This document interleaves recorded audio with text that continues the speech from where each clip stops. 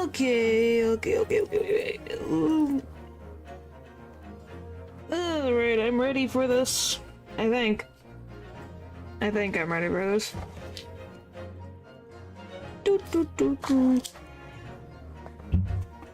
Okay, got it! Got a basket. Hello. Hopefully you're doing good.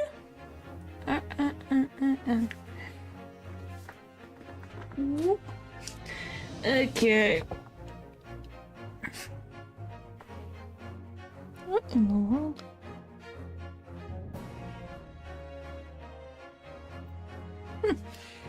Nope. I'm sorry that you've not had a good day. Well, hopefully you get a... Here, I know how to make the day better. I have the perfect thing. Give me 1 second. I had it planned for earlier. Or, well, later. Let me get it. Oh, come on. Maybe a little... Let's see. Ooh. Haha. Alright. Are you ready? 3, 2, 1. Hello. Hello. I'm the beard. I am the old freaking judge. Hey, did that make you... Hey, did that brighten your day? Yes, mustache. I have a mustache. I am the judge. Because it is a white mustache. I thought it was perfect. And weirdly enough, it fits perfectly.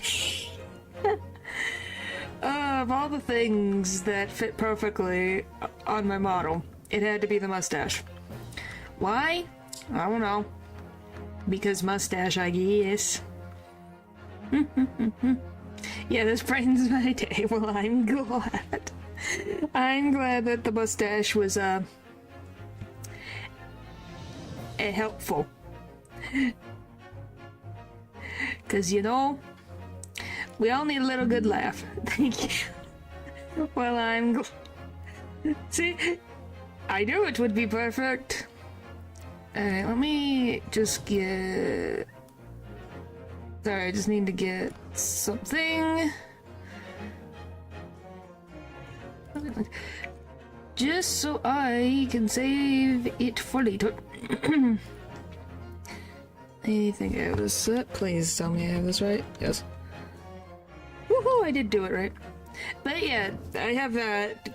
I was gonna be like, I might just put that on for...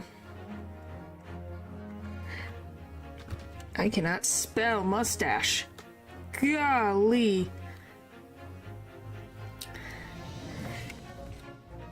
For like when the judge appears. At least I think it's a perfect fit. Alright. So I'm gonna take this off for now. But it is around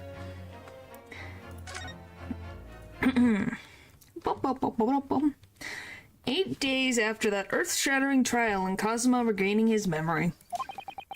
We were in the foyer of London, one of London's most luxurious hotels, the Great Waterloo Hotel. It will be perfect. Well, I'm glad. The 1st of November, 10:24 a.m., Great Waterloo Hotel foyer. Professor Megatoba is due to arrive at any moment. Yes, I'm so glad we got here in time.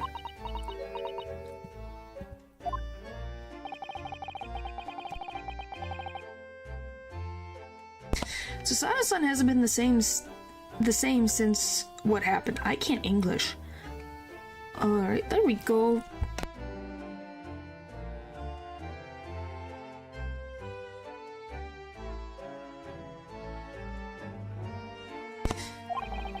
Not that I'm surprised. The truth about Kazuma-sama's father.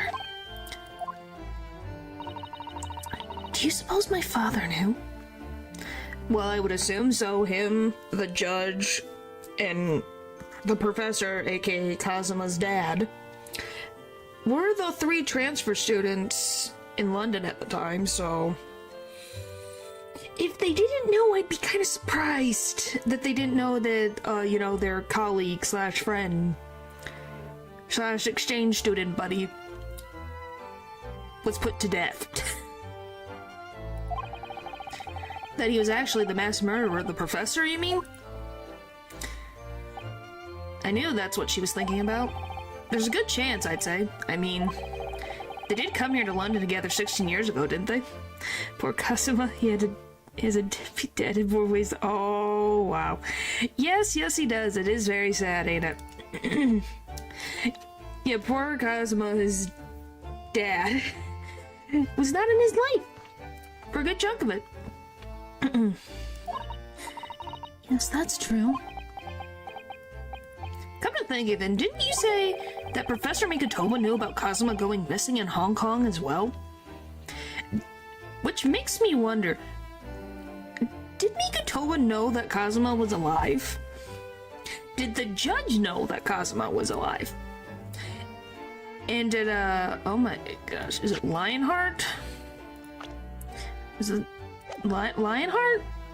The frickin' prosecutor lead guy, Chief Justice, Lord Chief Justice. Don't know why I couldn't remember his title right now.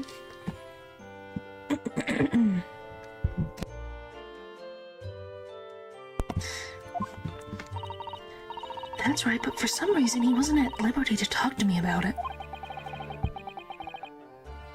That probably means he knows then. About Kazuma showing up here in London with amnesia, and that he's regained his memory now. Did you just leave this man with no memory? Just plopped him down next to Van Zeeks and be like, can you babysit him? I'm the Lord Chief Justice and I say so. Great. Would be kind of weird for that many people to know, but oh well. Well, if the 2 who are with Kazuma's father during the time, it makes sense for them to know. If the Lord Chief Justice was the Lord Chief Justice 16 years ago, it would make sense for him to know. Because, you know, exchange students and things. I don't know.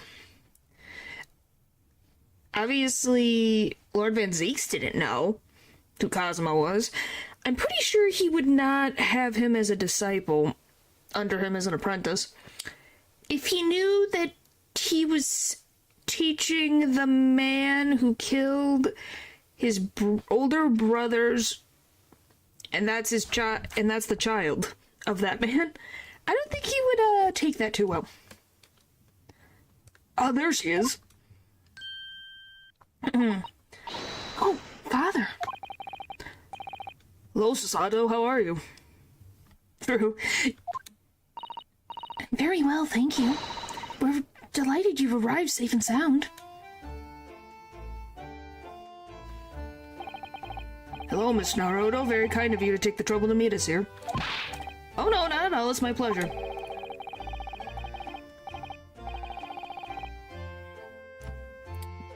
There we go. What a great beard. Yep. We've heard about your extraordinary exploits here in London, you know. The news has crossed the seas. You're gonna individually make your hair for your beard like that? He has 2 beards. He has like one underneath, and then you have the ones that he has grown out particularly. Huh. It has? I always look forward to reading the monthly reports that arrive with the steamships from Britain. Oh, I see. Well, thank you very much. Who is this man, and why do I feel as though I've seen him before? Ryunosuke. It's the judge. Just because he's wearing different clothes doesn't mean he's not the judge. And he has 3 beards. Oh, great. Yeah, he really does have 3 beards. It's kind of wild. I take it from your expression that you can't quite place me. In that case, how about a little reminder, Seshiro? A firm tap should do it. make big changes on a person, though. That is true, but his hair style and the way he has his beard made is all the same. It's not like he just completely changed his hair color. But yes, clothes do make the person. Yes. A firm tap, what? I have a mustache because of the judge over here. This guy, he's the judge, and I thought this would be nice. Nice change of pace. Do you not like my mustache? I thought it was nicely trimmed and beautiful. Here we go then. I hereby pronounce the defendant, Ryunosuke Naruto, guilty. You couldn't say not guilty. It's amazing. Well, thank you. Yeah, I can make this mustache appear and disappear at will. It's magic.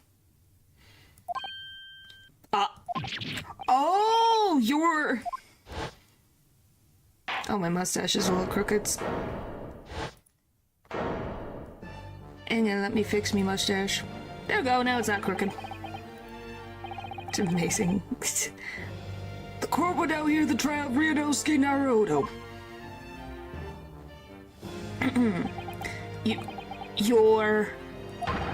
Your Excellency. Jigoku? I think it's Jigoku. Hello, Judge Jigoku. How are you? It's been a long time. My mustache disappear. Well, because that's not really, but... Well, you could probably... I don't want this one. Well, there's probably something out there that you can use to make it happen less of the time. I would assume so. And I'm an alien, so it's a little bit different. He's taller than what I imagined. Yeah, he's definitely tall.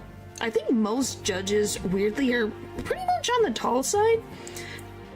I don't know what the modern day judge is in comparison, but he's definitely not short. Ho ho ho ho. Good, you've remembered now. That really did the trick. Guilty. Only I was declared not guilty, wasn't I? And there was no laughing at the time. So London again after all this time. Hard to believe it's been 10 years. 10? The incident happened 16 years ago, so what do you mean 10 years ago? To be honest, I never thought I'd be back. Neither did I. I didn't imagine Japan would be invited to an international symposium like this. Though really, I doubt anyone did, to be honest. It's all thanks to you, isn't it, Shoshiro? What are you talking about, Eugen? Of course, Judge Joku, he must complete the set. He's the other man who 16 years ago came to London with Kazuma's father and Professor Mikotoba. He's the third visiting scholar. Which is very suspicious that now that we know about the identity of Kazuma's father, that these two are appearing now. Well, all those passport checks and luggage searches at the border took a rather long time. I must say, I'm very envious of your ministerial status. You didn't have to go through any of that, did you? What? So because he's a judge, he doesn't have to go through baggage check? What blasphemous is this? Just because he's a judge doesn't mean he can't do something stupid. You need to search everybody equally. Did you eat whipped cream? No, I did not. This is I guess that you could think of it that way if you want. No, I have this mustache on because, Sashiro, the, judge from Japan, is here, so I thought I would make a mustache. I thought it'd be fun. I knew you were jealous. Sorry, ministerial status? Yes, didn't you know? Sestro here is also Japan's Minister of Foreign Affairs. Huh? I mean, you're old after all.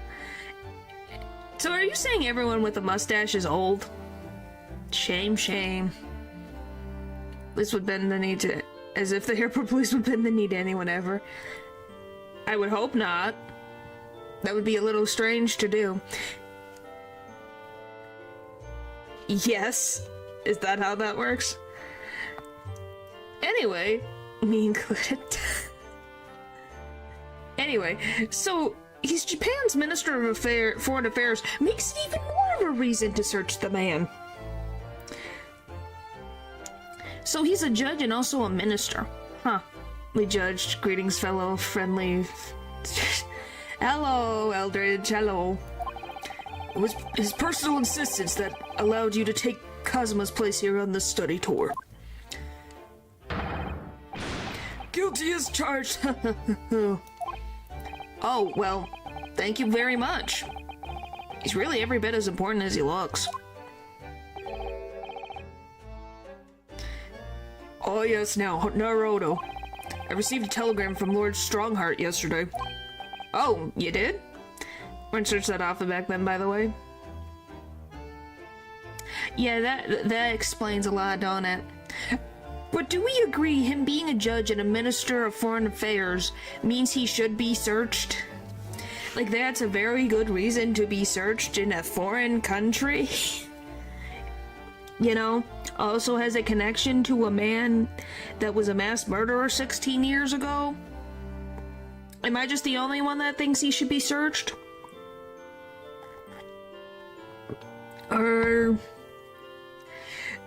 Am I the crazy one? It appears that some things came to light in a trial you were involved with 8 days ago. About what happened 10 years ago. That tragedy. Doing a FOIA search at the time might lead to diplomatic problems. I guess. But especially if being brought to light that the professor was the exchange student that these two knew and were involved with back then, you would genuinely think that would be enough grounds to search. Since they searched him, they searched Mikotoba, so it's weird that they won't search Sekiro over here, you know? But that's just me. Yes, could you tell us more about it? Then make a burger, or order a burger. Sure, but it's been kept under wraps, no? Well, it's recently been discovered, that's the thing. So I don't know. Why is that dude's beard black? Did he dye it? Who in particular are you talking about? Are you talking about the judge, or are you talking about Mikotoba? If you're asking why his beard is black, it's because this is a different judge. You have the one judge here in London, and then you have this judge, who has black hair, so his beard is black. It's far too late, no place is open by now. Well then make it then.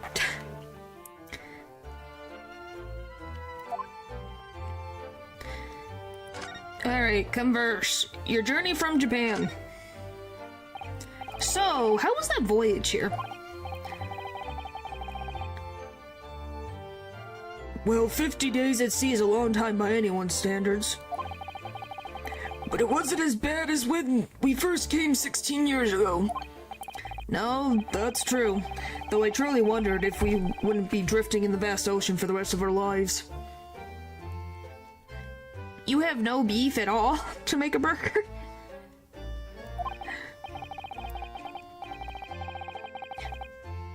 Well then, plan for tomorrow to have a burger then. Oh, I thought, don't judge me at all, but judges look the same to me. I don't blame you. They have a similar facial structure, but this is a different judge. Yes, actually. At least in my circumstance, we have, quite a bit in the freezer. That has literally been made so that we don't have to go out as often to, for supplies, in the terms of beef. National food. I see, that's interesting. Well, it's because if you have a big freezer, that's what it's for, is to stockpile some food that you can use, so when you use the food that you have inside the house, you can go out the freezer and it's like, oh, it's frozen. You bring it in to have it defrost and then you use it. I don't know. I guess it's just I might nab that habit.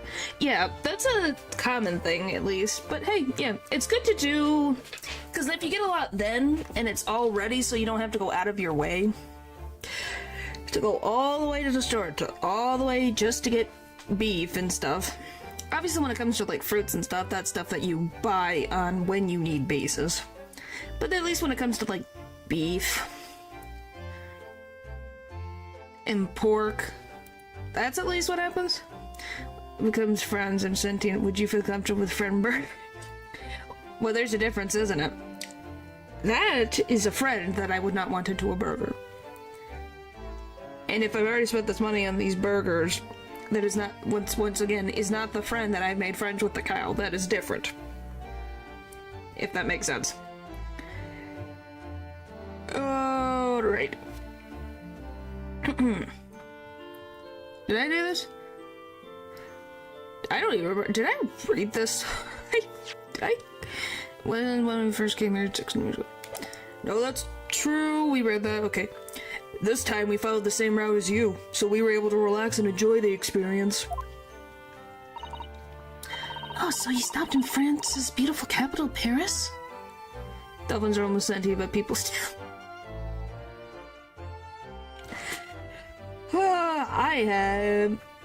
I have not had dolphin meat. I don't know if I have ever had that, to my knowledge. And I don't know. We did, yes, though only for one night. And yesterday evening we left the port of Dunkirk for Dover. Just in time for symposium, in fact. It starts tomorrow. Okay, we're not talking about the dolphins, please. I know the dolphin facts that I don't need to know, please.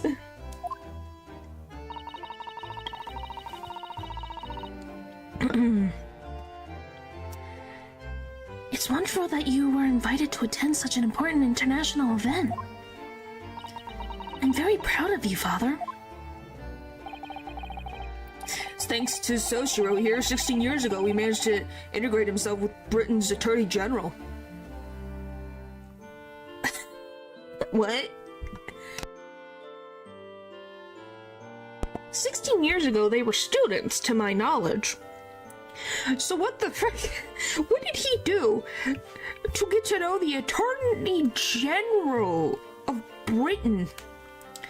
What connections do you have, man? I'm sure that's why he was invited, and I suppose you could say I'm something of an appendage by default. Speak for yourself, Eugen. You were close friends with the professor of forensic science at a major hospital. Yes, well, I'd rather not dredge all that up, really.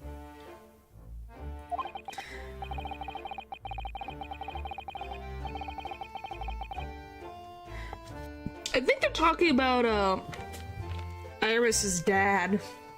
You know, Wilson. Or our, Watson, in this instance. No, there's been a lot of water under the bridge since then, but it doesn't bring him back.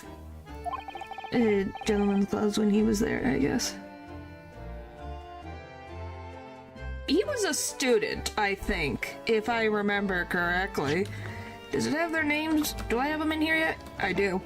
Okay, they're 43. Oh, okay, they're both 43, and this is 16 years ago. Let me do some math.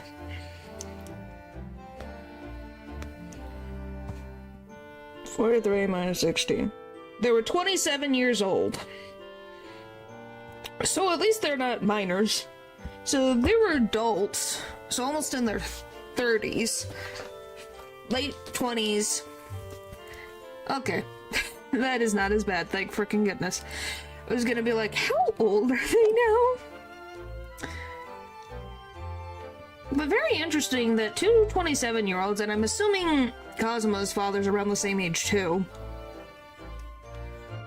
They must have already had their careers kind of going. Then they could get a will to be a student. That's the thing. I don't know if they were. Were they students, or was it just a like? Let me see. Let me read. Blah blah blah.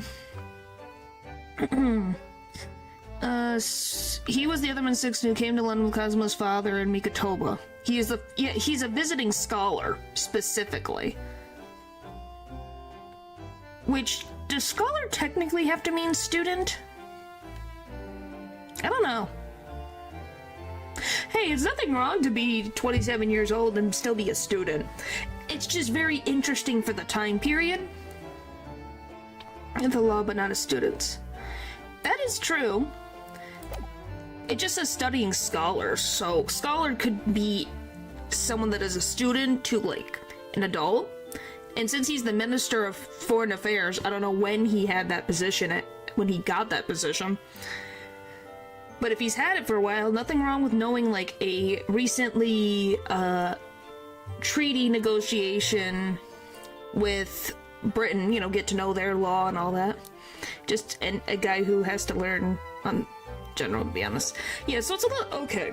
It's a little more, makes more sense. So it kind of makes more sense why Mikotoba could have Susanoo. 80% of people were dead before 25 at that time. Well, then, well, Mikotoba's from a well-established family, so... And she's 16, so he had her at 27.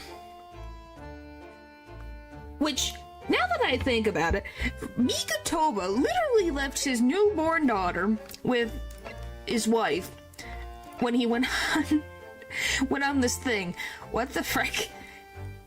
He either didn't know she was born, or she was literally born months or days before he left.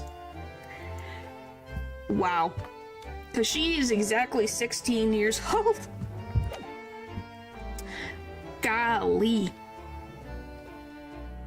Cosmo's father, I suppose. Since this came up. Well, like I said, if he didn't know that she was born, like if he already left for London and his wife gave birth, then, you know, how is he supposed to know when he's on a ship for, like, did he say, like, 50 days, like, something? So, like, a freaking couple months. Or at least a month something. Or even more.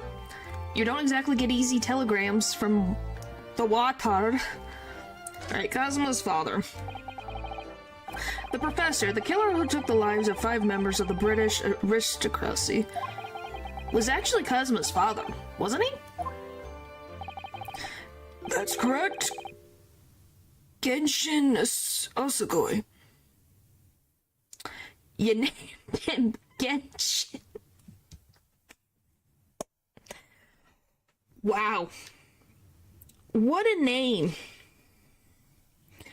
I did not expect I did not know his name was Genshin.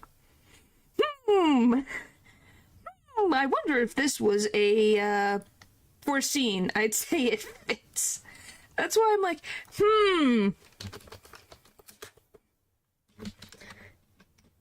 let's go.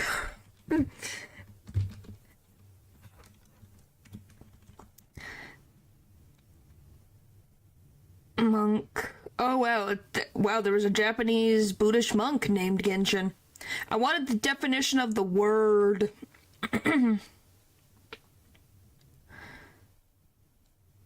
I get Genshin Impact. What does Genshin mean?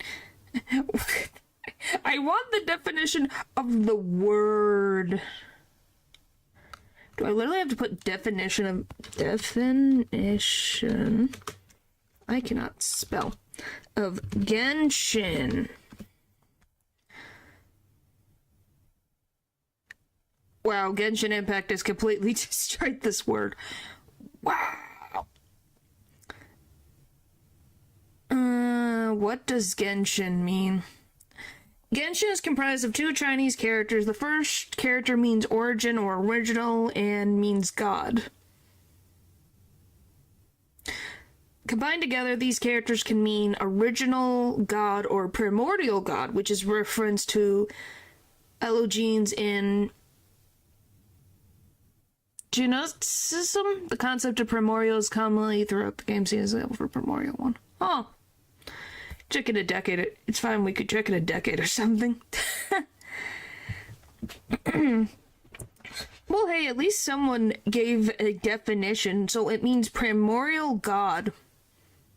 Or original God. Yeah, that didn't probably help his ego. Oh, boy. Genshin. You knew, I presume, Father? Yes, he was a close friend at the time. Genshin came to Britain as a police detective. He was studying investigative techniques at Scotland Yard. Yeah, what a name, right? I forget. Let me see what... Asugi. What does Asugi mean? I can't spell. Mean.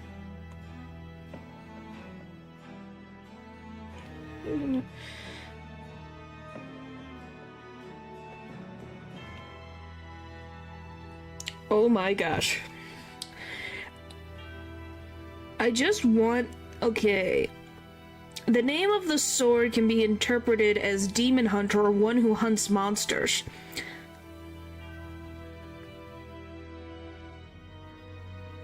We're presumptuous. Is actually used in the lore of Genshin, by the way, some other game too. I just read the one thing, but obviously it's taking the Chinese characters for original and God, nonetheless. But yeah, so Asugi, so Genshin Asugi is a primordial god who hunts monsters / demons.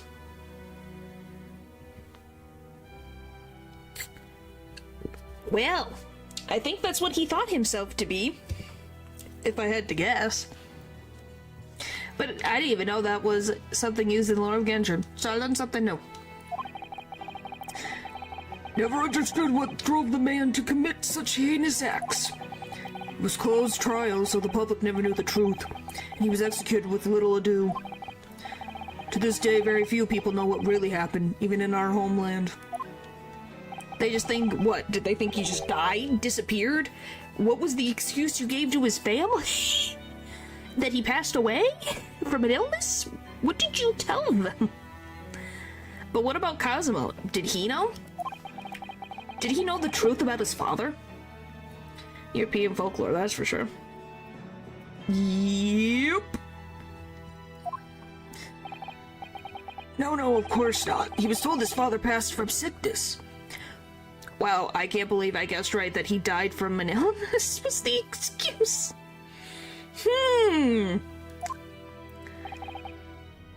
However, I suspect he may have had his doubts. Oh, why? As you know, I tried to guide Cosmo growing up as if he were my own son. Then one day, he came to my office at the university and said... It was common at that time, for sure.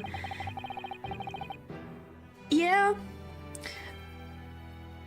But I do think that it's a little suspicious, because they never got his body back. You have to think about that. You would assume that they would transport his body back to his family, but he's in the ground at the worst Britain prison for horrible criminals. in the graveyard in the backyard. So they never got his body back. So, you know, you would be kind of a little bit suspect, wouldn't you? That your loved one's body was never returned? If it was just an illness, and even if it was like they wanted to make sure that the illness wouldn't spread for a little while, you still could return the body. I would assume they wouldn't want to transport around by for a 52-day trip home. Well, they might not, but I'm pretty sure the family would like to have the body back, you know? To be able to bury it. Because then he's being buried in foreign soil, and his family's nowhere close nearby to take care of it. And they can't make, you know... And if they did not want to take a rotting body for a 50-day trip, why didn't they, you know, cremate him into an urn and take him home? Then. So then it's not going to cause issues of smell, because then he's in an urn. Which I think is typical of Japanese culture, but I'm not going to assume. So then they could, you know, bring the body home. You know what I mean? There are ways for them to bring the body home.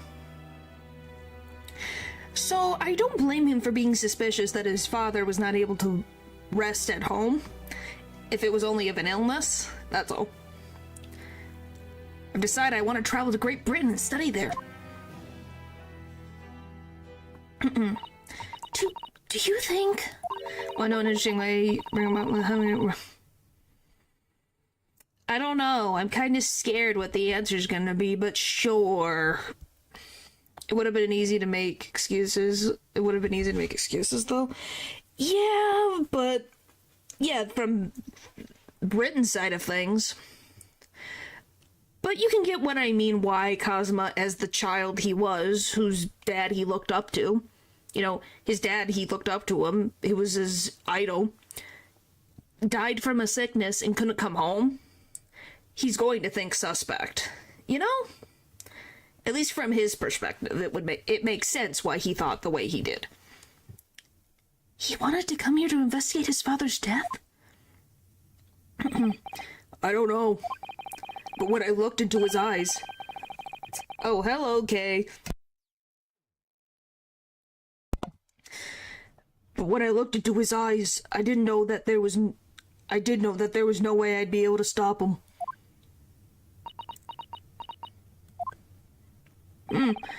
Something else came to light in that trial the other day, actually. Oh, what? Well, having disappeared in Hong Kong and been missing for almost a year. You put it inside a barrel of liquid that keeps the body from rotting. Well, because Kazuma... Alcohol, I mean. Yeah, but do you really think that Britain would want to waste alcohol on a body of a man who was a mass murderer of the aristocracy? Excuse me, not the aristocracy. Is it the aristocracy? It's aristocracy, but I don't know if they're also... I think I'm messing up the wording. What's the aristocracy? Is that the rich? I might be messing it up. I don't know why that I could say, but aristocracy I'm having a hard time saying. Kazuma has since turned up here in London, working as the apprentice of Lord Van Zeeks. What? Oh, so you don't know about Kazuma being alive? They'd waste it every day by giving it a horrible taste. Why not? Do you really think that these British people would want to waste their alcohol? I'm just being honest. What? That's news to us! So... Lord Strongheart's telegram neglected to mention that part, then. Wow. So their best friend, who committed horrible crimes, you know, he was still their friend. Obviously, they care about their friend's child being safe. Now they know that he's alive, and they didn't mention it. Kazuma's reappearance. As you know, we both thought Kazuma had died on the steamship during our voyage to Great Britain in January. But he didn't die, he was alive. As you knew, didn't you, Father? In actual fact, no. What I did know, is that your ship docked in Hong Kong. He mysteriously vanished. We sent a team of investigators to Hong Kong to try to assert what had happened, but to no avail. But he's still alive? And he's here in London, you say? I never dared to even dream it. So they weren't a part of the scheme of Kazuma being alive. Well, Herlock still has questions, by the way, since he's the only one who told us that he didn't have a pulse. Why on earth did the young man not make contact? The government and the police have been chasing clues fruitlessly for months now. Well, it seems that he was suffering from amnesia. What? Amnesia?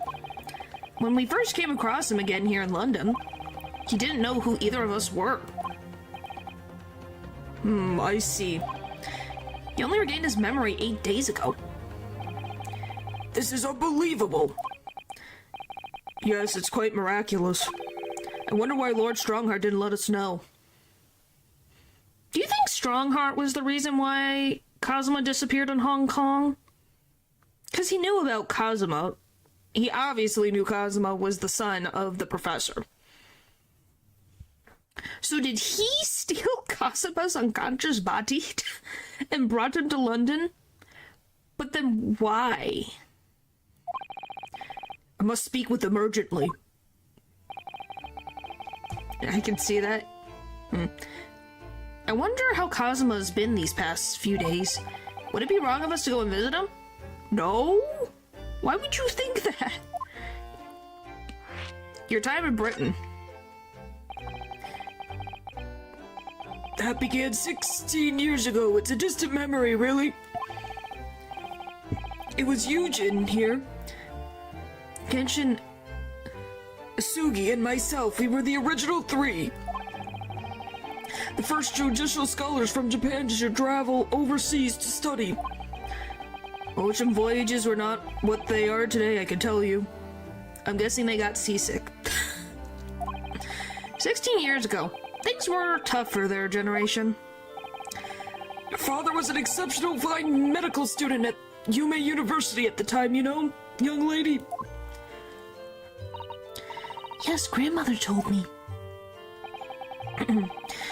We went to do research at a great London hospital to study autopsy. Practically unheard of in Japan. Yes, it was an airy place, sandwiched between the back of a prison and a burial ground. Fun. Did I miss anything? I don't know, what did you miss? What was the last thing you heard? Because then I can give context if it's missing. Not more talks of graves. Very often there was no one willing to deal with bodies following autopsy work. So you see, autopsy labs have something of an unavoidable relationship with graveyards and prisons. Well, yeah.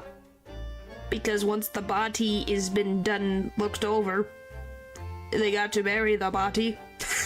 You can't just have the body lying around. Ugh. You're acting the Val's fact about transporting bodies. Wow, that far back. So the last thing so Mikotoba and the judge here didn't know Kazuma was alive, nor that he was here in London. Lord Strongheart did not tell them that Kazuma was alive for their telegram to come here to the symposium. So they've been completely blindsided that Kazuma is alive.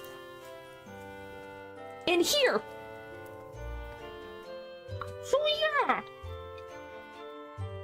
Yes. Ryunosuke asked if they knew anything about Ryunosuke asked these two if they knew about Kazuma's body disappearing in Hong Kong. And apparently the judge has been having the investigators go to Hong Kong for months to try to find out where Kazuma's body went. So yeah, they're like in shock that, well, obviously they're happy he's okay, but they're like, oh, why didn't he contact us if he was okay? We've been going for months trying to find him. And now they knew that he has amnesia, and they're like, why did Strongheart not tell us that important detail? So yes, I'm suspicious of Strongheart. Oh, and that these guys, when they came here, they went to a, Britain hospital that was near, like, to do autopsy that was near a graveyard, so, you know, they're having fun times. Well, they couldn't have guessed the body walked off. Yeah, that's the thing. They assumed that someone took Kazuma's body, and obviously they were going to try to figure out where he was so they could bring him home. But yeah, so pretty much the other thing is that Mikotoba, Sasato's father, was a medical student back in the day at 27, and they went there to study autopsy over here in Great Britain. But yeah, so they went to a hospital that was sandwiched between the back of a prison and a burial ground. Not my cup of tea at all. Do you remember that Scottish prison governor? Caden, his name was. He was a good man. Yes, but then, of course, in our 6th year here, everything changed with that dreadful case. When Genshin was arrested for a series of the most gruesome murders. Simply couldn't believe it. I'd known the man for years. I was a witness at the secret hearing, and I tried to speak in his defense, but you went a little too far and ended up facing charges yourself, didn't you? Oh, I did not know that they were involved in the trial. I guess it would make sense, but I didn't really know that they were... Yeah, they must have been sworn to secrecy about it. Well, suffice to say that after the trial, we were sent back to Japan. There was nothing more we could do to save Genshin. He was a lost cause, sadly. Now I'm curious if Genshin was falsely accused. I don't know. I guess we will find out. Bum. Well, if you'll excuse us now. Well, if he did it, he sure was a lost cause. Yeah, but the thing is obviously this was their friend, so they were like, he couldn't have possibly done this. But yeah, he might have been falsely accused. I don't know if we have anything that proves that fact. I guess we'll see in this chapter. Yes, I'd like to get this truck up to my room as soon as possible. Oh, I'm so sorry. I shouldn't have held you up here for so long.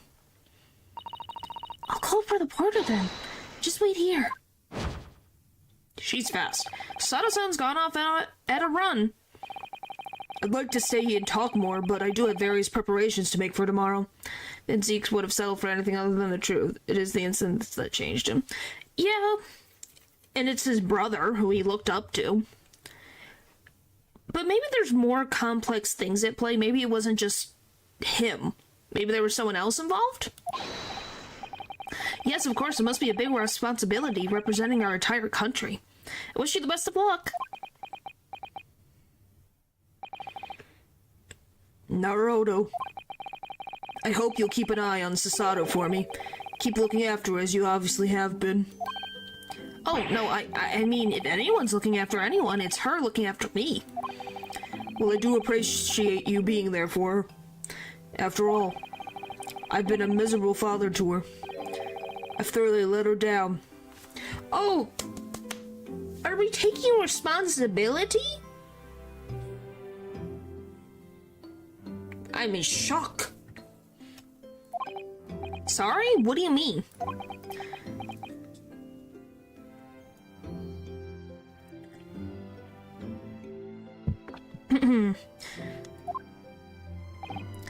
Well, it was 16 years ago that I started my long study here in Britain, as you know. The very year Sasato was born. Yes, I heard. The birth of my daughter was the most joyous event of my life, but... well, sadly it was accompanied by the most tragic event of my life, too. Did his wife die? In childbirth? Oh, yes, Sasato-san's hint... oh yeah, Sasato-san hinted at something like that. It was a rather turbulent time at home. Anyway, I wouldn't bore you with the details. The point is, I became rather less dependable than befits a grown man, and it was then that Seshiro offered me the opportunity to study here in Great Britain. I was too worried about you to leave you behind. So perhaps I was a little heavy-handed when it came to persuading you to accompany me to London. So that's what happened in a nutshell. And that's also the reason why I now feel compelled to give my daughter as many opportunities as I dare. Though the world does not readily afford young women such things, I must say. I completely understand, Professor. So he's trying to make up for the past. Well, I will say at least he's trying, but I think he should apologize to his daughter to her face. Oh, one other thing, Naruto. If I may be so bold, I have a favor to ask you. What would that be? Oh, really? Of course. What can I do for you? Well, the thing is, I'm so sorry that took so long. Mrs. Sato. Why is everyone who tries to ask me a promise gets interrupted by somebody? I don't think it was Sasato Was it Sasato the other time too with Kazuma? I swear. Now then, allow us to take your bags. Allow me to take your bags. One moment, if you please, Porter. Of course, sir. The machine around your neck. It's a camera, I believe. Quite right, sir. Just 5 shillings for a lovely photograph to commemorate a wonderful stay at the hotel, sir. Well, I think given the occasion, we could justify the expense. Yes, of course. Aww. That's a cute photo. I'd like to thank you for coming with me, Mr. Naruto. That was a cute photo. Really made my father happy, I think. Oh, well, I'm pleased then, but we were interrupted before. Professor Mikotomo was about to ask me something. I swear, if he ends up dead, like how we had with Kazuma, the universe is being mean. Shall we return to Baker Street then?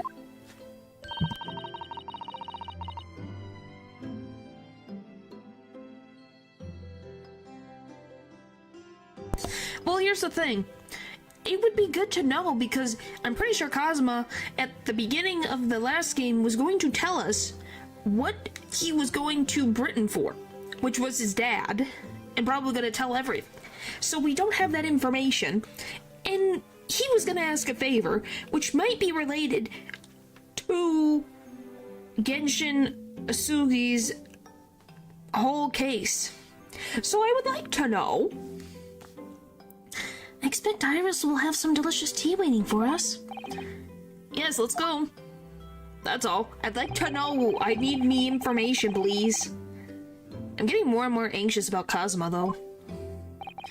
Perhaps I'll try to meet with Lord Strongheart later and ask after him. Well, why don't we just bother Van Zeeks?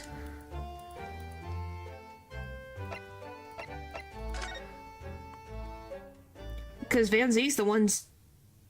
Oh, well, speaking of Van Zeek's, hello, buddy. Yeah, you're right, it's kind of a red flag, too. Yeah, it's like okay, mustache has been taken off for now. It'll come back, probably. People get interrupted do face horrible fates. They have, so far.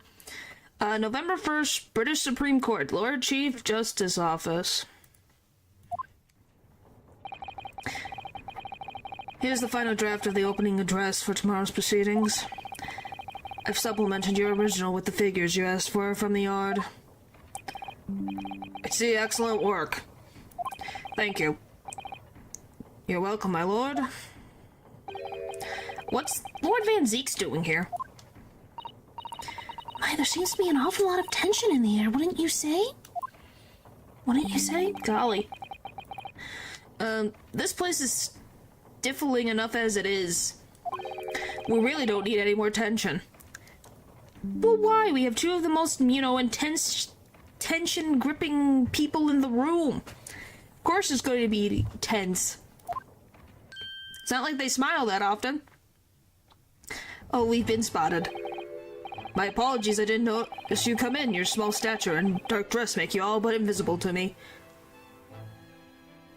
Did you just insult Ryunosuke for being short and non-noticeable? What the frick do you mean? That's such a mean thing to say. Oh, no, it's entirely my fault for wearing black, I'm sure. From now on, you must dress in white from head to toe whenever you come here. Now then, Mr. Naruto. Yes, my lord? I'm right here. It's fine. What do you mean? It's me! He did not need to say it like that. Yes, my lord, I'm right here.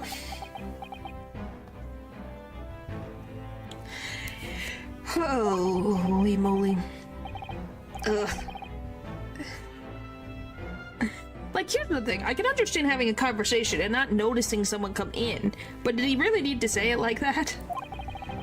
Is something wrong? Perhaps it's a little too hot in here for you. Oh, no, not at all. I mean, I've never experienced a room at such a perfect temperature. I empathize with people. I would hope to empathize with people. You know, you empathize. Everyone empathizes, or at least I hope most people empathize, or living beings empathize with people. If you're sure, the beads of sweat carving their way down your face seem to suggest otherwise. Because of the daggers you're staring at me with, mainly. As you're no doubt aware, my International Forensics Science Symposium begins tomorrow. In fact, your father arrived in London early today, I hear, madam. Oh, yes, that's right, my lord. He's extremely honored to have been invited. They're not small. They're called being short or average height, thank you very much. I'll leave the remaining preparations for the meeting room in your capable hands then, Lord Van Zeeks. I will attend at once. Now why did he stare me down?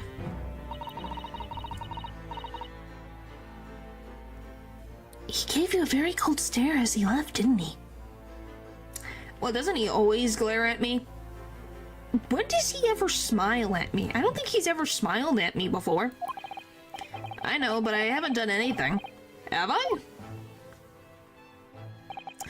These past few days, my feet have barely touched the ground, I must say. My dedicated right hand of many years was recently put out of action in spectacular fashion. Oh, I'm sorry to hear that. Is your left hand still of service?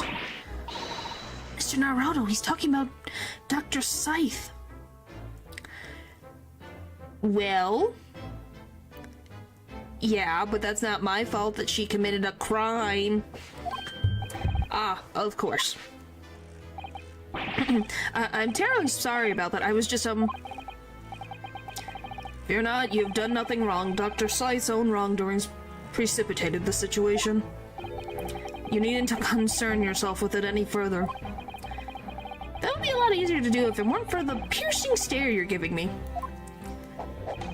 Lord Van Zeeks is doing an admirable job of holding the fort, though disturbingly, his apprentice has been missing since yesterday. Kazuma, come on! They just got you back. Why are you gone? Please. You've traumatized your two childhood friends. I think they would like to know that you are okay.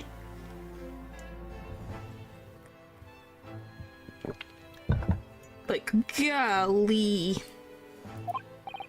Oh, missing? What's become of Kazuma-sama now? Good question. Good question. The Forensic Science Symposium. Not long ago, visitor numbers to the Great Exhibition exceeded 30 million. 30 million? Are there even that many people in the world? Oh, Ryunosuke, if you could see the modern day That is a tiny number compared to how many freaking living beings are on Earth now. You see nothing yet. As a comparison, Mr. Naruto, the population of the Imperial Capital is 2 million. I'll be opening the International Forensic Science Symposium in the exhibition's main auditorium. This event has been 2 years in the making, 2 years of preparations and negotiations with other countries. Sounds like a tremendous achievement. Congratulations! The 20th century will see the wholesale adoption of forensics investigation techniques, and cooperation between policing organizations around the globe will be essential. Which is why this landmark first symposium has to be hosted here at the heart of our great British Empire.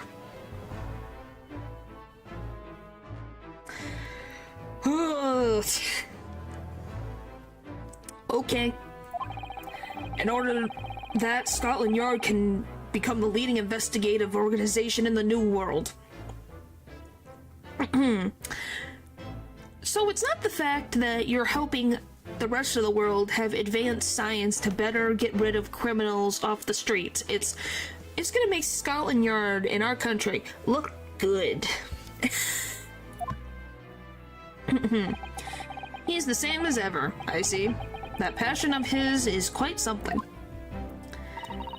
You're every bit as passionate in your own way. I'm sure, Mr. Naruto. I'm the only person in this country who truly cares about the future that embraces forensic science. It was my intention to become Her Majesty's Attorney General and reform the Yard from the ground up.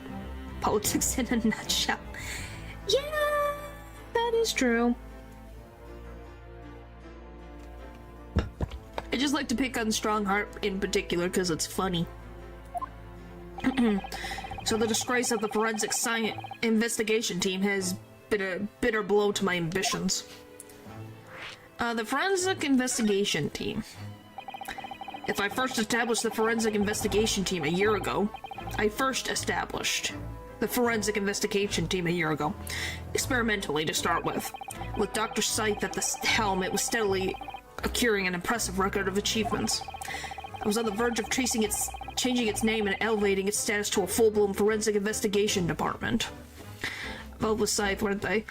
Yeah, she was the head of the forensic investigation team. So now, all of her work has been put onto Van Zeek's head for the symposium and everything. Which, speaking of, her daughter or whoever the heck that lady was, we haven't seen her since. She's probably gonna appear. And can you not do that now? Obviously. Nobody wants to hear anything about it at the moment. Even I can't keep the story out of the papers. Help with the cover-up directly. Yes. Yes, they did. Yes, they were involved with the cover-up. 6 million Londoners will be cursing forensic science now. Well, just because Dr. Scythe was blackmailed and then had the help of the forensic science team doesn't mean forensic science is bogus. I know the perfect person you could ask to help you. He's a detective who people like, and who has made his own forensic technology alongside his associate, Iris. His name's Harlock Sholmes. I think that would help bolster public opinion back in your favor for forensic science. People are simple, Ren, and bored. Yes, but people like Harlock, I think that's I think I had a genius plan. Just have Harlock be there. You know, have him be the poster child here. Since everyone loves the novels Iris makes about Harlock and Dr. Wilson, people love that stuff. They'll be like, oh, Harlock made it? Now I'm interested. Oh, this forensic science stuff sounds cool if Harlock is involved. That type of thing. It would help with the reputation for sure. Yeah, he has a good reputation among the peoples, you know, except for Scotland Yard, but you know. This incident will set back our country's advancement in the field by a good 10 years, I'd say. Unintentioned repercussions of our trial. We simply couldn't have overlooked what happened, though. Of course not. We should all be grateful to you both. Anyway, I'll still reform this country's policing when I become a attorney general. This might delay my plans, but it won't alter them. Nothing will stand in my way. The missing apprentice. About Lord Van Zeke's apprentice. Ah, yes, that came as a surprise to me, I must say, that you and he are old friends. Is it now? Is it now? You knew who Kazuma was, so it's suspicious, like, yeah, he had a mask on. But you knew who he was and what his goals were, so I don't believe that you were surprised that he was Kazuma Asugi. You know, that last name probably ringed a bell in your head somewhere. From the professor incident. How did he become an apprentice to Lord Van Zeke's in the first place? Came about 3 months ago. An unidentified Asian man was apprehended by border police. Huh? How the frick did Kazuma get from Hong Kong to Great Britain? Nonetheless, got to the border? Like, did he, like, circumvent to, like, did he go through Asia? Through Hong Kong? And for months? For, like, a year to get over to the border? Like, how the heck did he do this? If this is to be believed, a guy with amnesia got all the way to Britain from Hong Kong. Maybe he never went to Hong Kong, or else it doesn't make sense. That's why I'm like, his body was to be dropped off in Hong Kong to be then sent home. And obviously, at some point during the stop of the ship, he disappeared. Well, his body, but obviously we know he was alive, so he disappeared.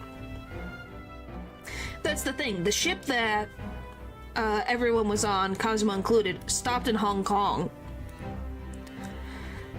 So, it's a little weird. Because then, if he came on the same ship as we did, and didn't get off the ship in Hong Kong, he's been wandering around for a year. And somehow got to the border? Only 3 months ago? I didn't get a moment of confusion. I did get a moment of confusion earlier as well.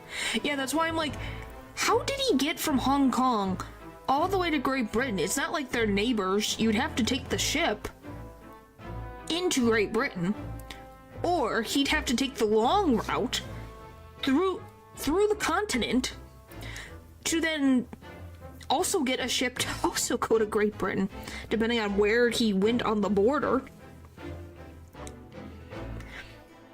So there's many questions. They found him hiding aboard a large goods vessel. Okay, so he did get back on a ship.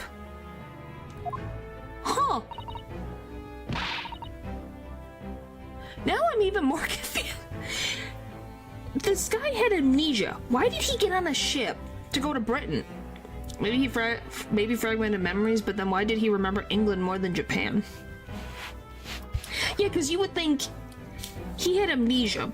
Maybe because he had amnesia, he only, as you said, fragmented memories. He knew that he needed to go to England because of his father. Like, he's been having this thing in his mind since his father's death. So, I'm assuming that was something that has so much passionate emotion and rage that that's the one thing that he knows that he needed to do. Amnesia is very rarely complete. Yeah, so maybe that was one of the things that he remembered.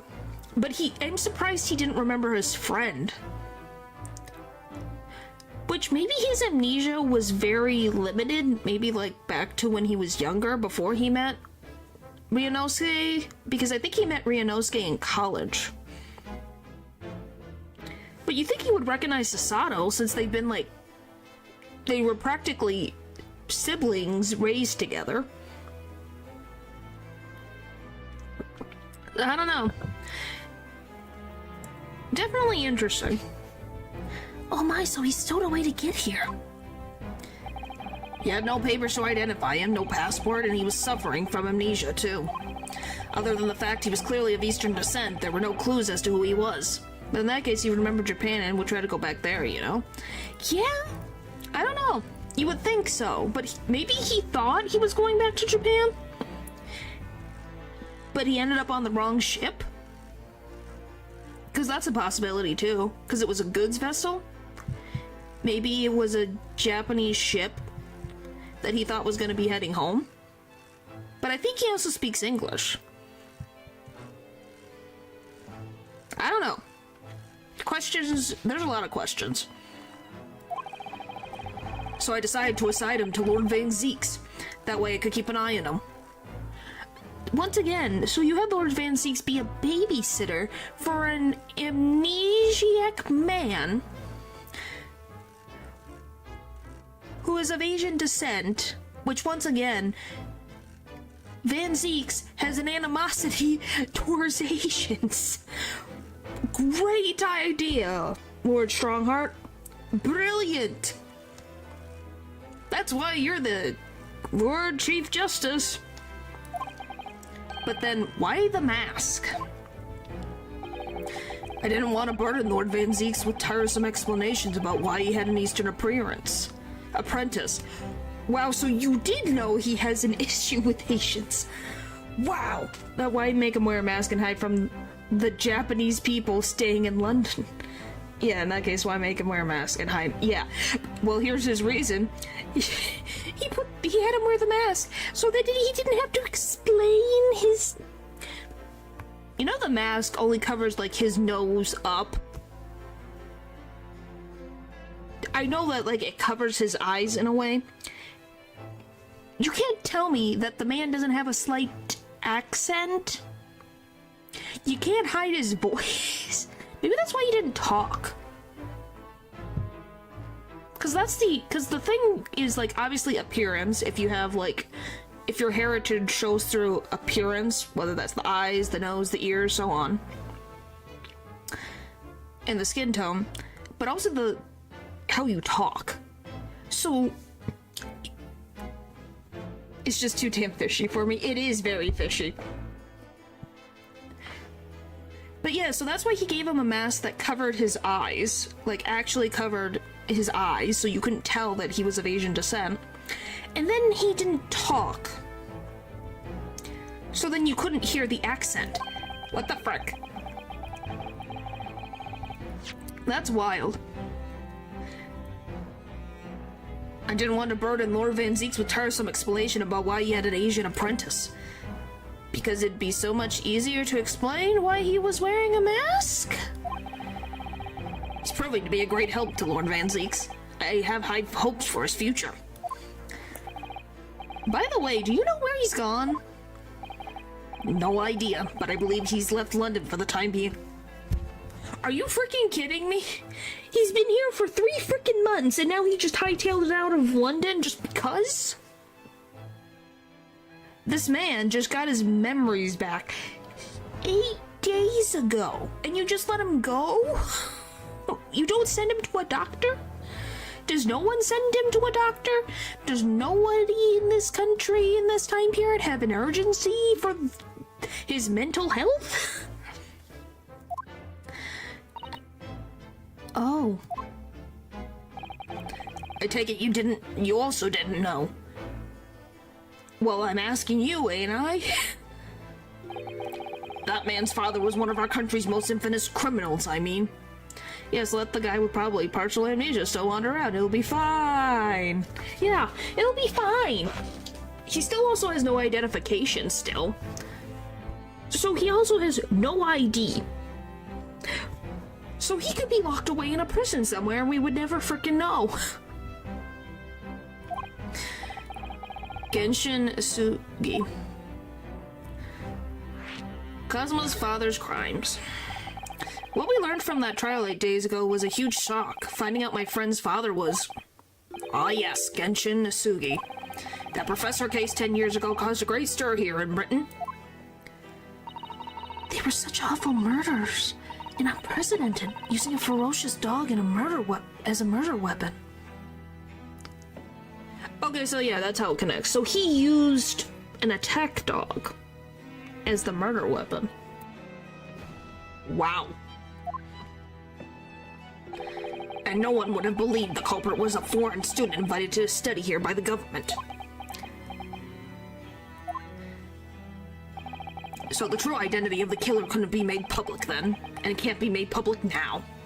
It's the Hound of the Baskervilles, I see. Yep. Nobody in our country knows it was him, and neither do the citizens of London. Neither do the citizens of Japan know about this. The main motivation was to avoid aggravating relations between our two nations at the time, I understand. Yes, Val? Correct, however. It has been noted that there were some supporters of the professor's apparent cause. Of course there were. Why? Why is this always a problem with these? Did you ever read any of the novels of Sherlock Holmes? No, I have never. I've watched... years ago, I watched one of the movies. I just know about him and, Moriarty, Watson, you know, because pop culture is the thing.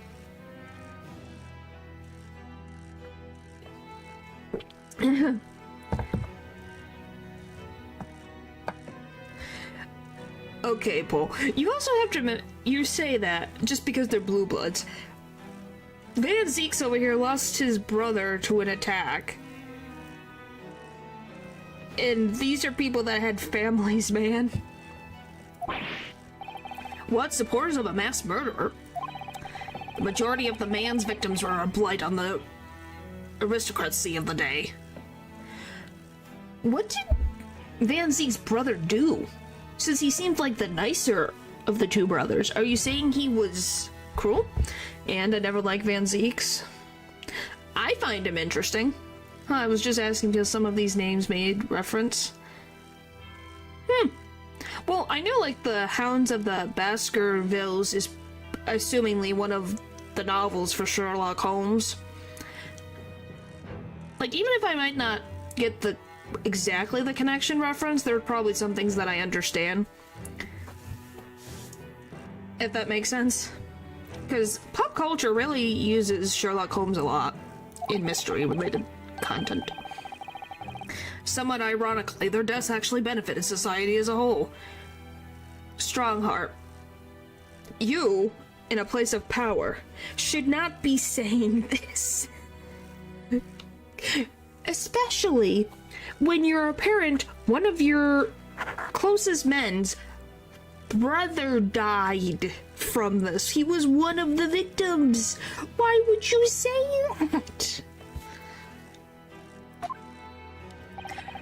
Or so a few thinkers in London believed, anyway. But do you agree that Strongheart should not be saying this type of thing because he is employing the younger sibling of one of the victims? Right, I see. But it was still murder, wasn't it? It seems very similar, doesn't it? To the idea of the Reaper of the Bailey. Huh. Are you saying the Reaper of the Bailey, like the actual Reaper of the Bailey, is making similar moves as Genshin did? And that's why Zeeks isn't happy these days. Maybe! Because whether you think someone is a good or bad person, it was still someone's family, nonetheless. You know? Why is Kazuma's mask here? Who grabbed the mask? I have no... What? What was that? A man screaming. It's in a most unflattering way. Do you think... Could it have been Mr. Shlomes? Oh my, I do hope not. I don't do it anymore. Mon ami. Stop this disgraceful display, huh? Oh great, I have to do more French. Ah! Who are these people? Look at their hair, it's bright red. I think they must be clients of Mr. Shlomes. And Gina's here too. Is everybody here? This apartment must be so freaking tiny. Right, you two. You're coming with me now, down to the clink. No, not in prison. It's dark and damp, and I don't like it. Why do you sound so annoyed? You speak French. It's not an annoying thing. I just don't think I can say some of the words correctly. I feel like I will not be able to do it justice more than anything else. Is he wearing makeup, or is that just shadowing? I think that's just weird shadows. We'll be entertained nonetheless. Both? The darkness is my friend. I am not scared. But you're always scared of the dark. Shut your mouth, you idiot. Oh, sit quietly in the dark and plan our next daring heist. Cosmetics, I think? Maybe, because I'm like, his arms are very pale, the same thing here, but just seeing this, I'm like, is it makeup? I don't like this. Well, tough. We'll finish this down the yard. Now get a moving. Bye then, Ginny. Have fun. Phase masks are popular at this time, I think. Oh yeah, thanks, Iris. And thanks. You're a great detective. For these type of people. Oh yeah, he does have it too. I didn't even realize it. I think it's less prominent on him than it is this guy. Why are they crying? Gina makes a fine detective herself, doesn't she? Oh, Susie and Bruno! Hello, Iris. We're home. Well, did you find your father? Yes, we arrived at the hotel just before he and his friend. Oh, well, that's great news. I hope we'll get to see my dad again soon. We still need to tell Iris about her father. Yes, of course. Dr. John H. Wilson. So, Iris, all that remains now is the greatest problems known to man. What have you done to your hair? He dyed it red. And his eyebrows. Unless he dyes his hair. Is he not naturally blonde? Now I have many questions. Shalom's. What?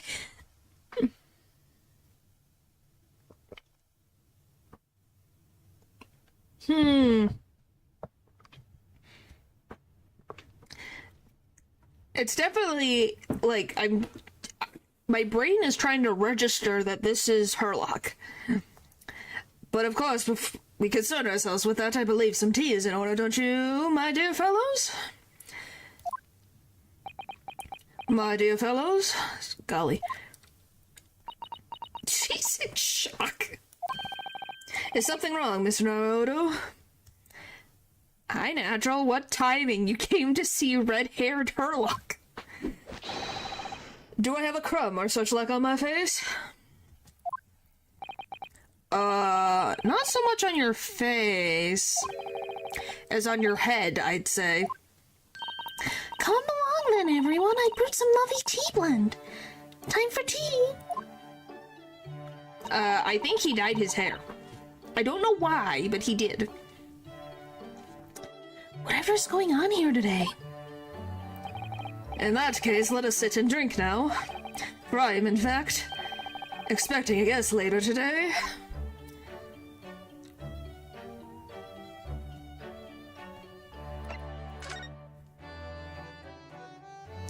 We're not gonna discuss the hair. I think we're just so used to the blonde that it's like if he's had red hair to begin with, it would be fine. I just think we're not used to it. So that's the thing. You're two visitors. Mr. Slomes, who are the two gentlemen that were here before? Oh, just a pair of petty criminals, nothing of significance. Of course, they have to make a living somehow. Oh, so they broke in? And when the mood takes me, I'm willing to turn a blind eye to all matters of infractions. Maybe, but I think natural black could have been better. Yeah, I could see him in kind of black hair would kind of work. I see what you mean. I think he was made blonde to just have a more separate color than, like, Sherlock Holmes, who I'm pretty sure was, like, a brunette. I think he was a brunette or had black hair. He had darker hair, I know that much. When the mood takes you? When the mood takes you? All matter of infractions. But when such fellows set their sights on Mr. Herlock Sholmes, well, that's when their luck runs out. Oh my, you were the target of a crime, Mr. Slomes? But I quickly devised a plan to entrap them and deliver them to you, our young detective ally. You should have asked Grexy to come too. We could have had an arresting tea party. I did send word, but no answer was forthcoming. The man is consumedly in the wrong place at the wrong time. There's a word for it, I'm sure. Aha, I have it. A bungler. That's the word. It's a good job he's not here to hear you say that. So those redheads had been up to no good? I wonder what the men did. The greatest problem. Even his... Yeah, you didn't realize his eyebrows were dyed? That was the first thing I realized, is that, oh my gosh, he got his hair dyed and his eyebrows dyed. What was that about the greatest of problems known to man that you mentioned before? Is it another fiendishly intricate case, Mr. Slomes? How should I best explain it? Are you aware of the theory of evolution by natural selection, perchance? Yes? What does that have to do with anything? Well, I think I've heard talk of it somewhere, possibly. Go this far with the red. Look, I just am wondering why he made his hair red in the first place. It's a revolutionary scientific theory that was newly proposed 40 years ago. Oh.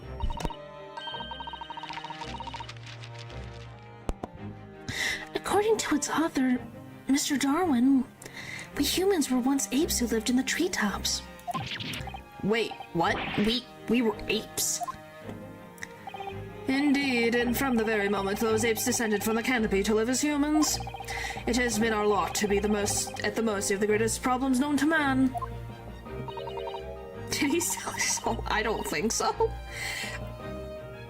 But for him, who knows? Our lot? What is this great problem, Mr. Slomes? Why, it is not obvious, my dear madam. Why is it not obvious, my dear madam? The problem of rent.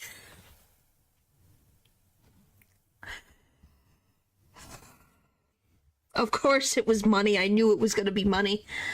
The problem of rent.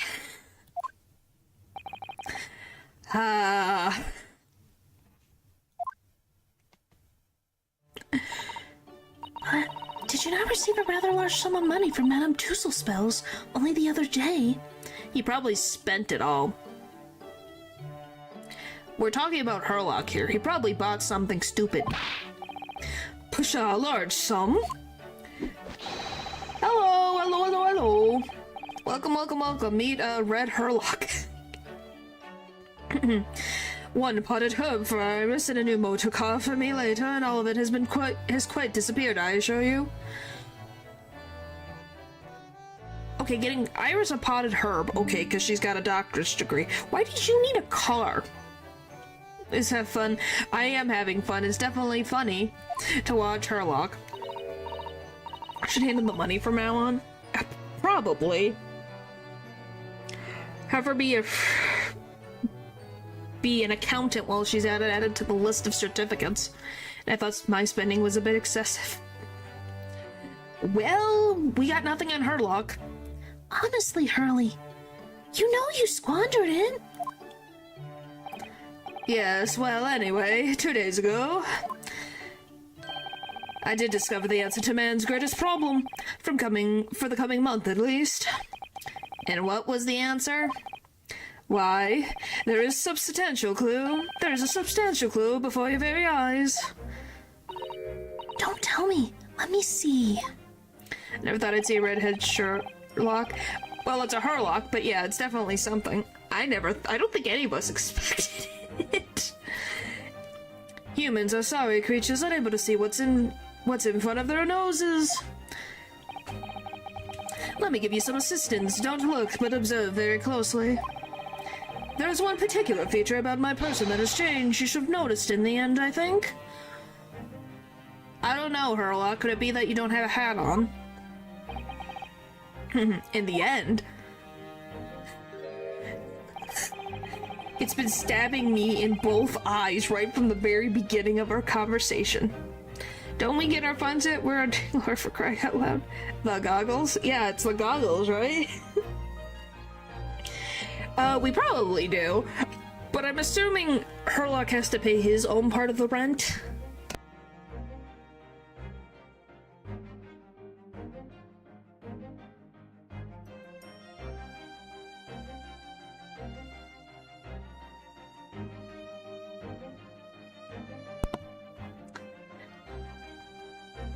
Maybe.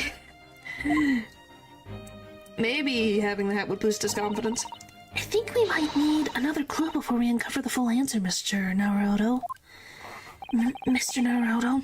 Golly, it's clearly his earring. Yeah, I think it's red and not orange. Dragons cannot see orange. Ah.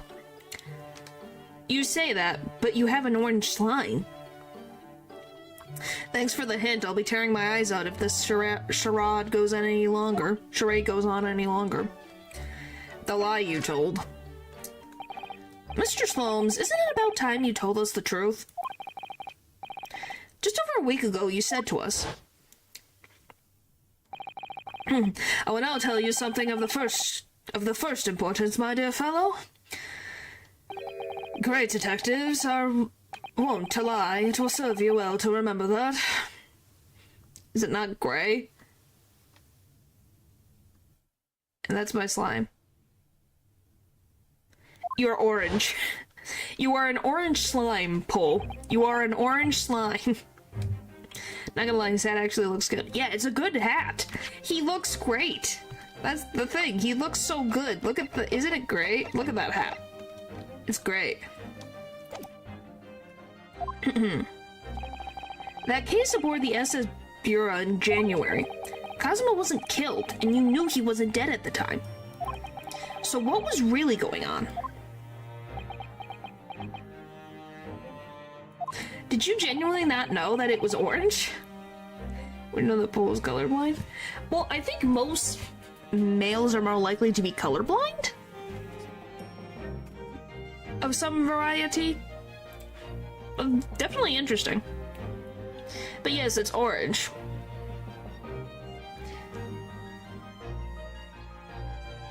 Holy moly. I did, just staying in character. Okay. Okay, good to know. Alright. That fellow was unconscious for a very long time. If he hadn't gained consciousness when he did, his life would have been in mortal peril. So you did know he was not dead. Have a good day. Well, thanks for stopping by. Nothing wrong with saying just a quick hello and goodbye. But yeah, have a good day to you too. Of course, a side effect of the prolonged comatose stage was amnesia, as you now know. It was a simple enough task to silence the crew. But how? After they'd carried him out of the cabin, I assembled them in the lobby area. Then I made them swear to leave him unconscious and have him unlaid from the ship in Hong Kong as a murdered corpse. But yeah, see ya. Oh, how horrible. It was necessary to find some material with which to persuade the crewmen to keep their word, of course. But why? Why did you do it in the first place? I will be at liberty to elaborate in due course. But for the time being, I would like to reassure you. I didn't foresee subsequent events. What events? His disappearance in Hong Kong. Oh, So you didn't cause his disappearance in Hong Kong. Okay, so who the frick did? I believe I may have made a gross error of judgment. Mr. Slomes.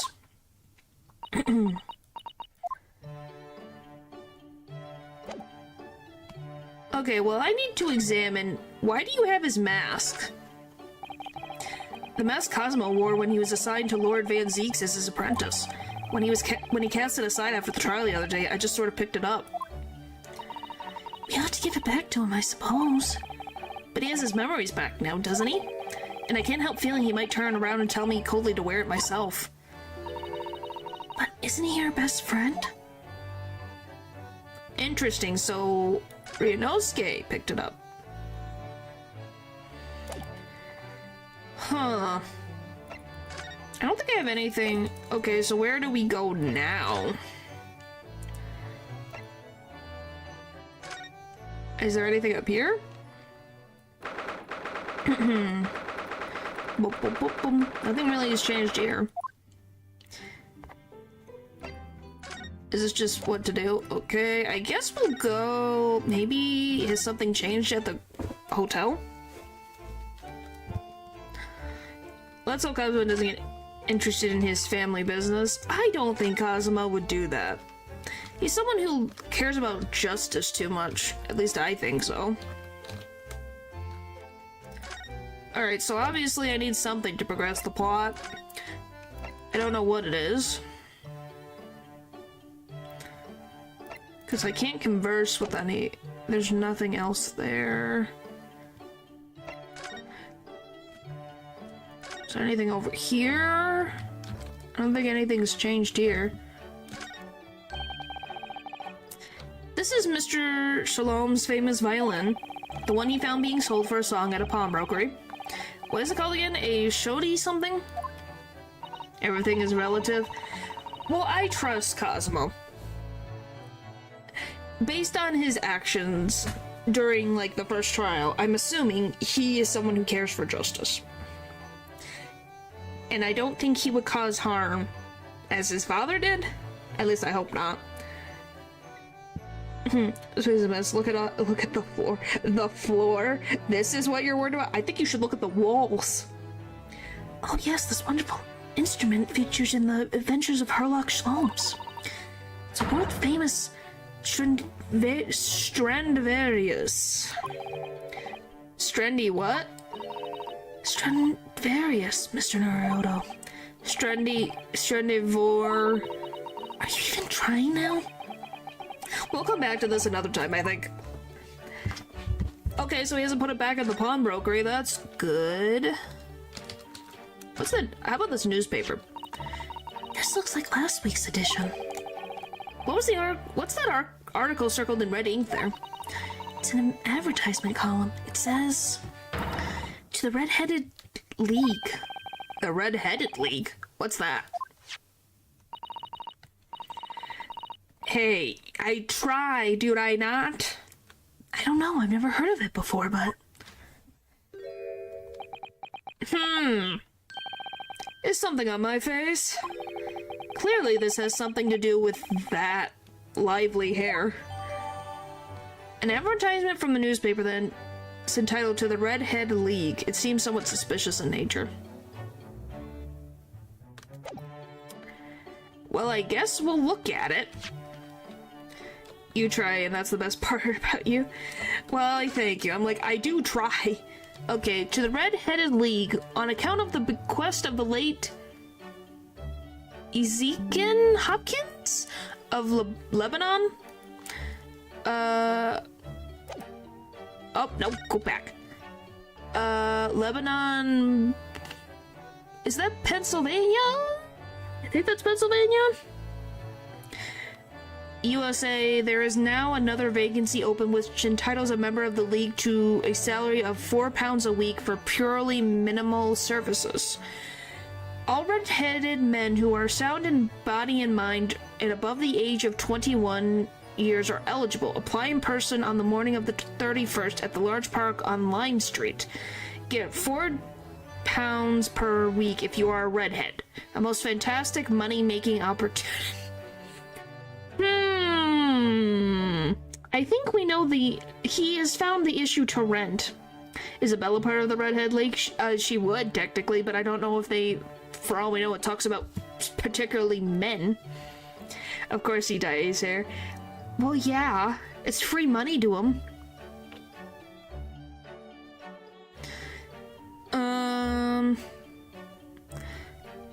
But yeah, it's definitely, that explains everything, don't it?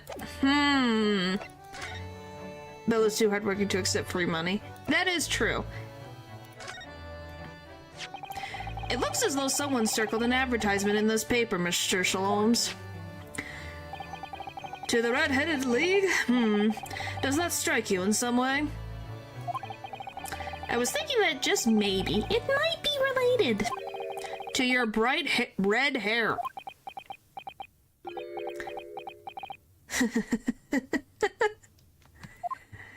Oh boy. So, at last you've learned to apply my methods, Mr. Naruto. Sorry? In the first instance, and quite indispensable, observation. Believe me, I could have seen that hair with my eyes shut. So then, allow me to regale you with the details of my latest exploits. Regale or boast? The Red-Headed League. So what is the Red-Headed League? Which seems to be the subject of the advertisement you've circled. You've noticed it in the paper, then? That, my dear fellow, was going to be the source of this month's rent payment. Golly, why would anyone offer free money, though? I don't know. That's the thing. Why is it like... And specifically, it was someone from the US that passed away. So, it doesn't matter that they have to be in London or just in England in general, which is interesting. I do think that maybe this is a scam, or if it is not a scam, that those two red-headed people from before, they steal to sell money, sell stuff, and then give the £4. Maybe there should be an order of Jigglypuffs in Pokemon. Maybe they're willing to fruit, or maybe he was willing for his red hair. Maybe. That is a possibility. It was? How? According to the advertisement, the Red-Headed League is a distinguished institution of fellows of unspecified governance. That's not suspicious at all. Social study to see how many idiots would dye their hair. That is also a possibility. In fact, the only condition for becoming a member is having red hair. That doesn't entirely surprise me. Listen to what the lucky redheads receive once they join. An unconditional salary of £4 a month. Fascinating, yep. Oh my, £4 a month? But why? Why are they paying people for? That I don't know. No details are given in the advertisement. But surely every red-headed person in the country would be flocking to join in that case. You're right, Susie. Sorry. You're right, Susie. There's no time to lose. I'll put in my application at once. Okay, would we consider Iris a redhead? She's pink-haired, though.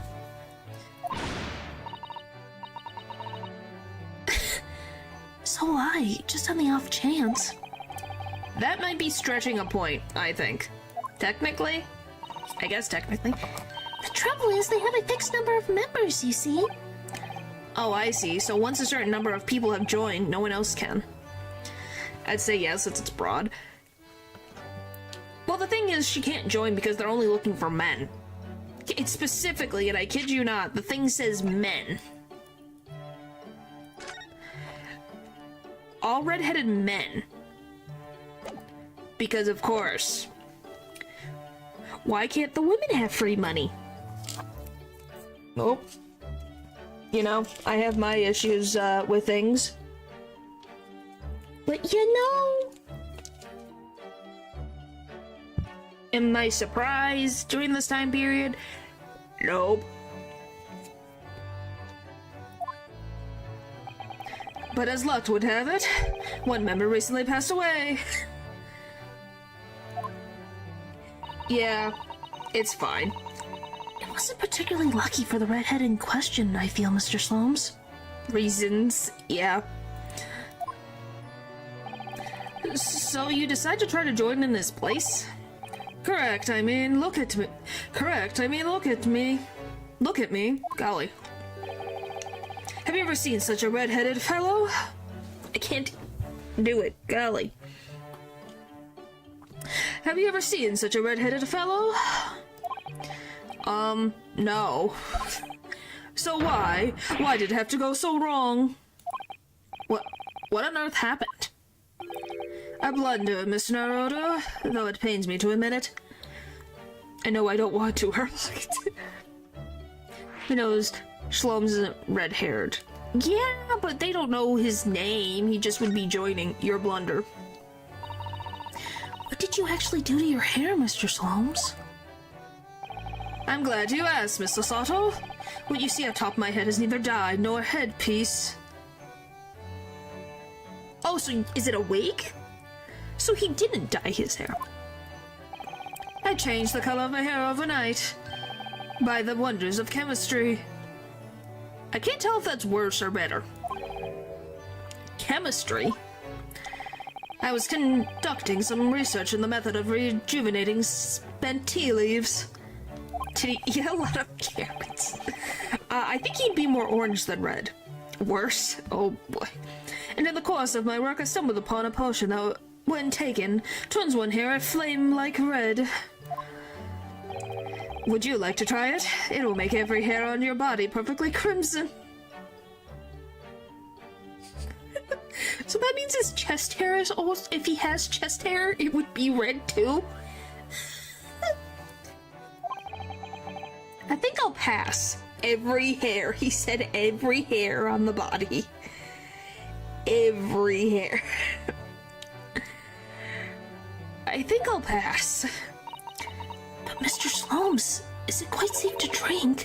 Surely it's bad for you, isn't it?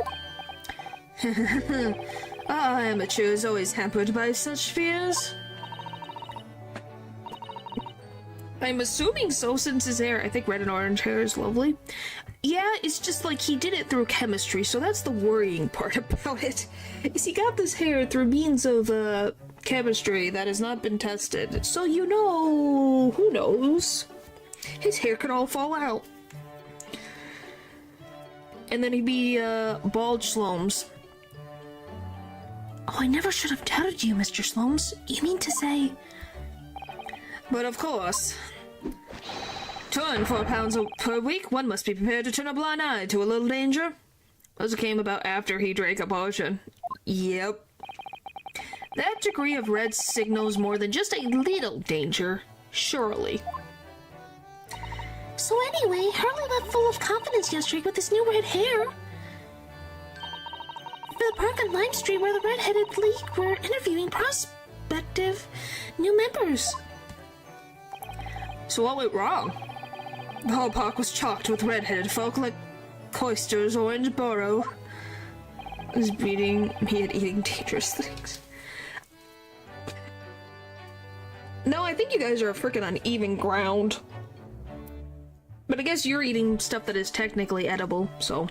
But science, my dear, require sacrifice. For red hair for only £4 a month? Or was it a week? Was it a month or a week? I don't even remember. A week. Is it £4 a week really worth it? No. You don't need to try chemicals, please. You're just gonna cause... You're probably gonna blow up the shed if you're not careful. Golly. I queued for a towel solid before last I reached the front. Is it to have a dangerous potion to turn your hair red every week?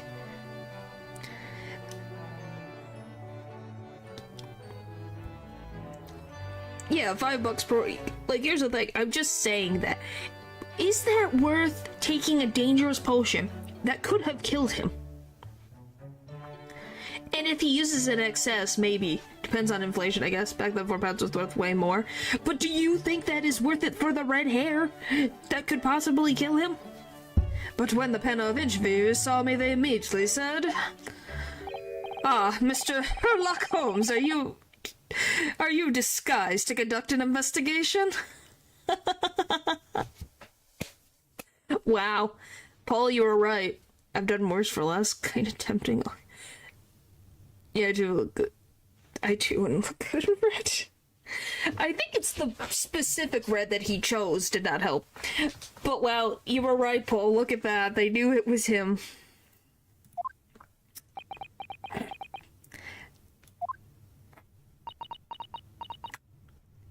Money is only a small reward. Oh boy. That's what the shed is for. It should not be. The shed should not be used for chemistry experiments. So naturally, I had no clue but to reply. No choice but to reply. Shh, don't give me away. After which I could do little else but turn and leave. Then this morning, when I looked into the mirror, irritation stirred within me. So I turned the pair into the police. Oh dear, what a disaster. For Hurley and those two redheads.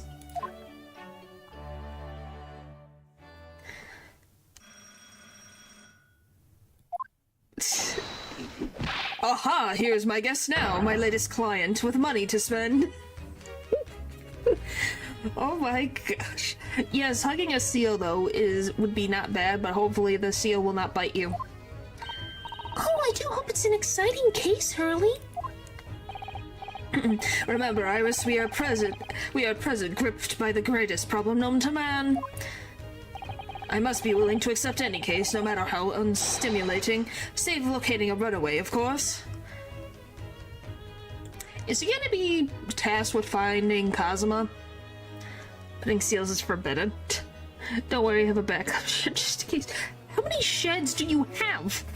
And I believe it's a felony. Is it? Actually? Wow. Don't spare anyone's feelings, will you? Oh dear, I'm afraid that Hurley can lack a little tact. Especially just before the rent is due. That was a crap. It's the lady from She's Juror number 2.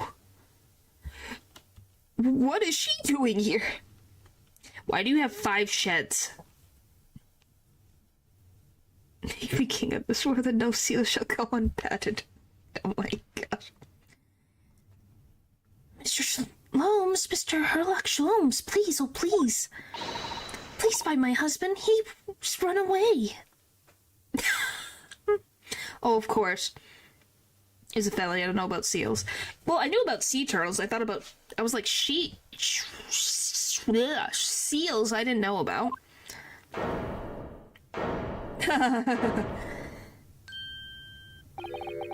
To upset me? I beg your pardon? Never mind, a personal matter. My apologies. What exactly are you trying to say, Mr. Naruto? I didn't say a word. Come, my dear madam, be seated. Iris, come some tea, if you please. Of course.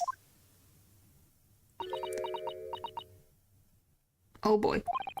What's the matter, Mrs. Sato? Oh, it's just that gentlewoman. I feel sure I've seen her somewhere before. Very recently. No, divers can't pet seals even if they grab onto you. Yes, now you've come to mention it. Oh, her name's Evie! One rent, 2 sheds as storage, and the other 2 for tests. You must have a big backyard. Golly. As I explained earlier, my name is Evie Vigil. I implore you to take the case, sir. Money is no object. Simply name your figure. Eat why it's bad to hug random seals, because if you try to hug a mother with the baby, they might run away and lose each other. Money and wealth are of little consequence to me, madam.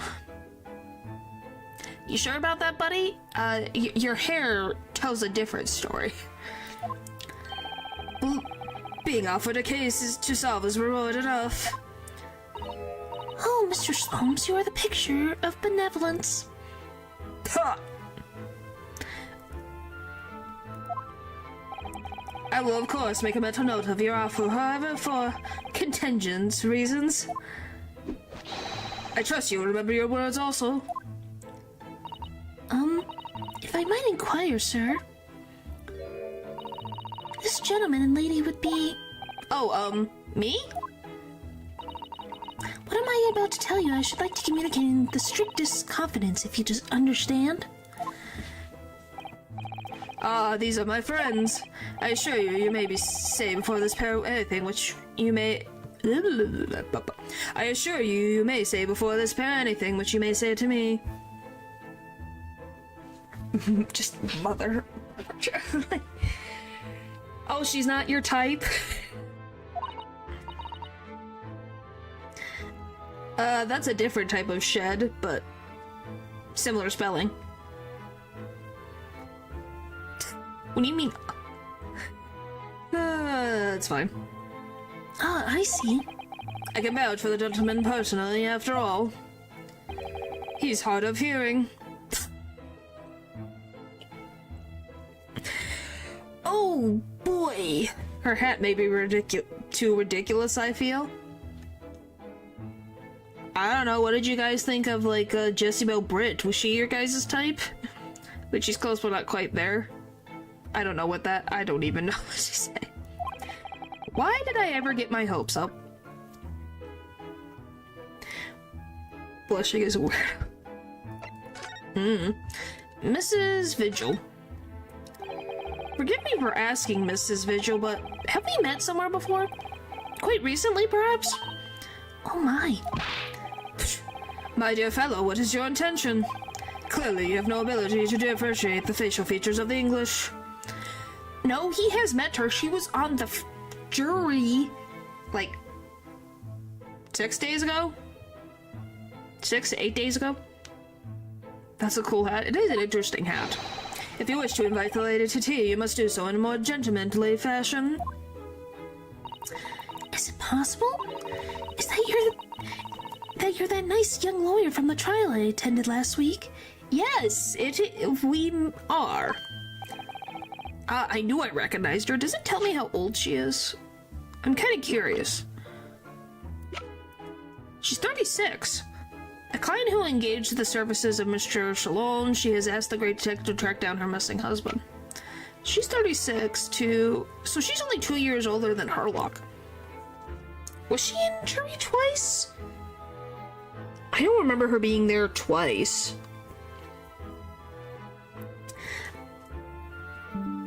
It's definitely possible. I just don't have a memory of that.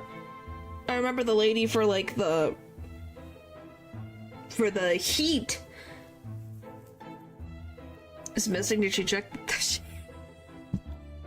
What, natural shed? through all the stuff? No, I don't think he would go that far. All the way to Canada from Britain.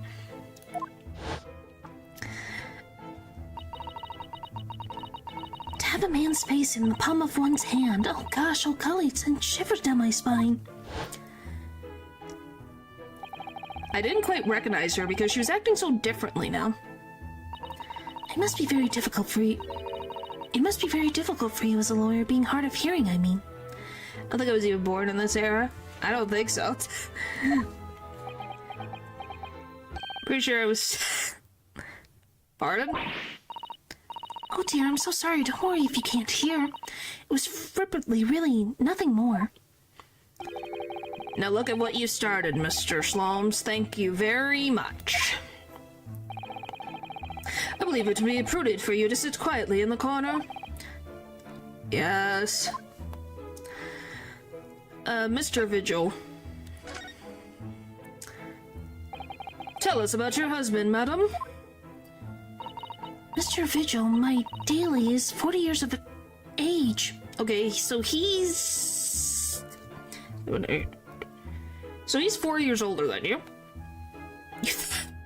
I don't think cats lay eggs. I have a photograph here. He definitely has some curls. And some, eyebrows.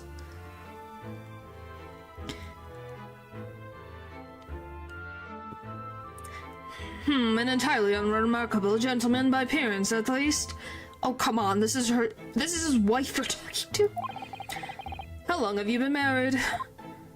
No, but elephants do? No, they do not. It'll be 15 again. 15 years this year. Wow. Wait, so you've been together 15 years, and she's 36 years old. When did they get married? Oh, at 21. So she was 21 when she got married. Quite young. But probably not young in this era, but nowadays that would be young.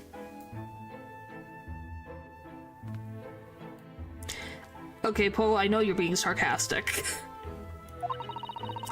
We have a cordial relationship and my husband's income is more than adequate, so we live quite comfortably. As it would appear, I need only look at you to know these things. Oh gosh. Your dress is the latest style, your hat is clearly regularly groomed, and your eyes are animated. In short, you have no inkling as to why your husband might have disappeared, correct? Nowadays, people don't even get married. That really depends. There's a whole business related to marriage. So, yes, it does happen. It just depends on how long someone gets married. Those have changed. They don't lay eggs. What do you mean? That's right, he's a kind man with a strong sense of loyalty, and he rather dotes on me. Personally, I wouldn't spend as much on getting married as my parents. Hey, that's a personal thing. Even if you don't do all of the random extra stuff, it's still a lot of money nonetheless to get married. Unless you just go straight to, like, you know, the courts. Which would point to the possibility that he has become embroiled in some incident or other. Oh, that is exactly what I fear might have happened, Mr. Slomes. I'm quite beside myself. I'm considering it, but I don't know. Well, you should get to know each other. I would say don't rush. Marriage is not something you should rush into.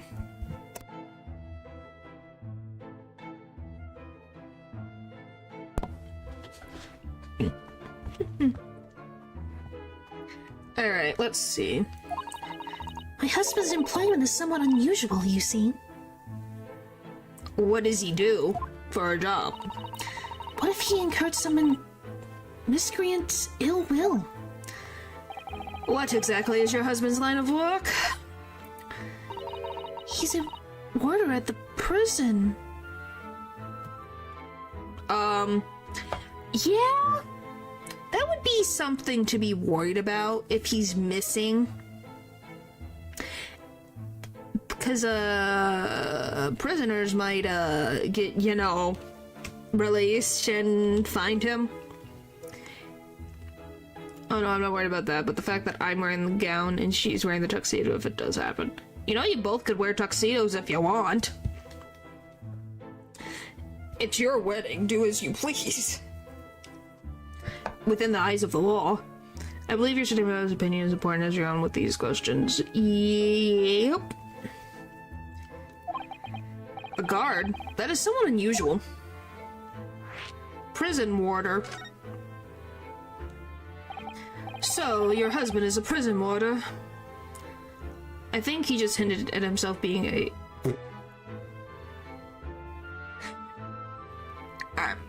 how do I want to word this? One, are you surprised? Two, his taste in anime women from the games I have played have really displayed that.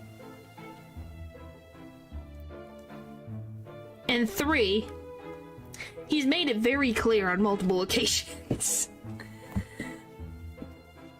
Is wearing a tuxedo to bed even comfortable? That just sounds like a lot. She's... You mean she's the dominant one in the relationship? Oh, golly. That's right, yes. Well, in fact, he's the chief warder. Indeed, I see. It's true. Well, chief prison warder certainly qualifies as something of a specialist occupation.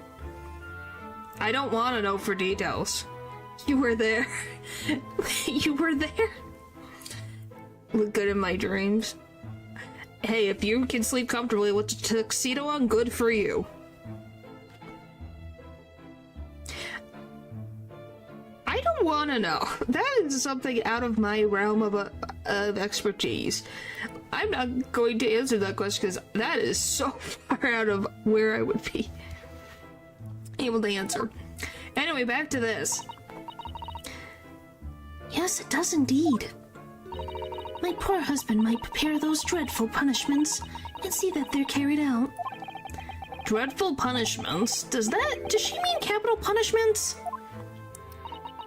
And at such times, he must occasionally spend a night or two in the prison dormitory.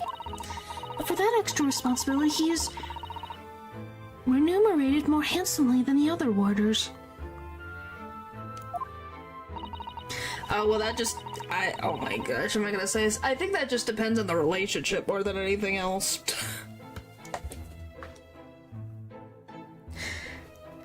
Of course, we make no mention of my husband's work to the neighbors. Well, that's good. At least they don't know that. About him being a prison guard. Yes, I believe your prudence is justified. Tell me, at what prison is your husband engaged? Berkeley Prison, Mr. Slomes. Isn't that where the professor was held?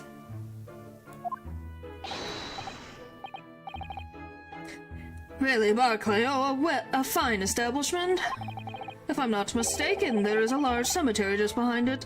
Yep, it is that frickin' prison, isn't it? What a weird coinky-dink. As happy as he is. It's just... Yes, that's correct. Lowgate Cemetery.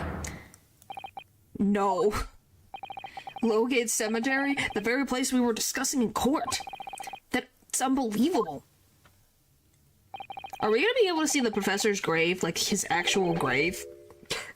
Unbelievable, my dear fellow, and yet undeniable.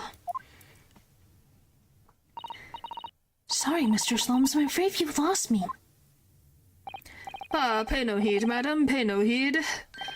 A private matter. Remember the Stanford prison experiment? I don't believe are great people. Yeah. Well, it depends on the mindset. You have to think about that. And two, if this guy has not done anything wrong, he doesn't deserve to be missing. This can't really be a coincidence, can it? Your husband's disappearance. You'd extra discipline not to give it to Power Fantasy. You think... What the frick? Why do you think that? We don't even know yet how long he's been gone. So, to the matter of your husband's disappearance, when did you realize he was missing? please try not to laugh? It was yesterday. I'm sorry? Yesterday? That really is recent. Laughably so. The truth is, my husband does at times have occasion to spend the night away for his work. It's not out of the ordinary for him to not return at home at night, but this is different. For him to not make any contact for a whole day, that has certainly never happened before. What do you mean? He went to work, obviously, and he never came back. Oh, my dear Deli, whatever could have happened? Wow. My dear Miss Vigil, please calm yourself. Now then, have you contacted the police? Why, naturally, but sadly, they refuse to listen to my pleas as my husband has only been missing for 1 day. I was asked to wait patiently at home. I do hate that, by the way, that someone is genuinely worried about their significant other, or some person they care about. Oh, but it's only been a day, they'll probably come back. Then what happens the next day? And the next day, and the next day, and they're still not back. You don't want to be pessimistic. Oh, come on, not you too, Paul. In truth, Mrs. Vigil, I concur with the police. However, let us not be hasty. I see no reason why we should not engage any deductive powers to track your husband down anyway. Oh, thank you, Mr. Slomes. Like, I see nothing wrong with her being worried based on his occupation. There's reasonable thought to be like, something might be wrong.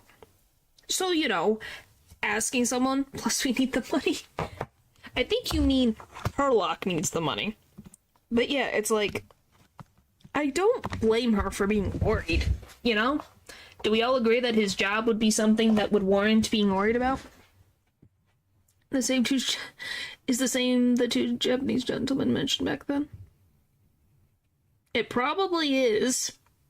Because this game is really good at setting things up and relating back to them later. How much are we getting paid to track someone? I don't know. She's well off, so they're probably going to get a good amount of money out of it, I'm assuming. Because she said she didn't mind paying any sum of money to find her husband, so... Probably going to get a good amount of money, more than, you know, the £4 a week that he was going to get from the Red-Headed League. So, as long as he doesn't spend it on something stupid, he'll be able to pay his rent. Holy moly. 10k at the very least, maybe. And furthermore, let me assure you, a chance to solve the greatest problem known to man for another month has no bearing on my decision. I seek only to put a sweet smile on another Londoner's face. That's really all there is to it. No, I'm thinking he is saying at £10 is equivalent, maybe. Which is a lot in this era. Yeah, she said she would pay any price. So, you have my eternal gratitude. I shall pay any sum you care to mention. See? You seek only to put the sweet's rent in your landlady's purse. That's all there is to it. Maybe punitive in gold then.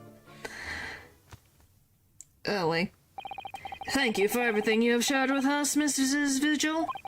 I believe I have all the information I need to begin my investigation. Oh, please report to me soon with good news, sir. See, Herlock has the same ideas. We knew from the beginning what he would do. Fear not, madam. In a day or two, I shall be contacting you with a heartened report, I'm quite sure. So soon? Oh, how splendid, Mr. Slomes. Good news should be delivered early, I always say. If you would be so kind as to leave the photograph of your husband in my possession. Photograph or print received from Mrs. Vigil in order to aid with locating her missing husband. He appears to have no particularly distinctive facial features. He has... You do not look at his eyebrows. They are very distinct. Thank you. Now allow me to show you the door. I can't thank you enough, Mr. Slomes. You've been simply marvelous. I'm gonna feel bad if he is actually dead. You know, I think it's every time, Hurley. But how do you come out with such nonsense? Get news in a day or two? Are you sure? I can't be sure, of course, but then I didn't swear on it.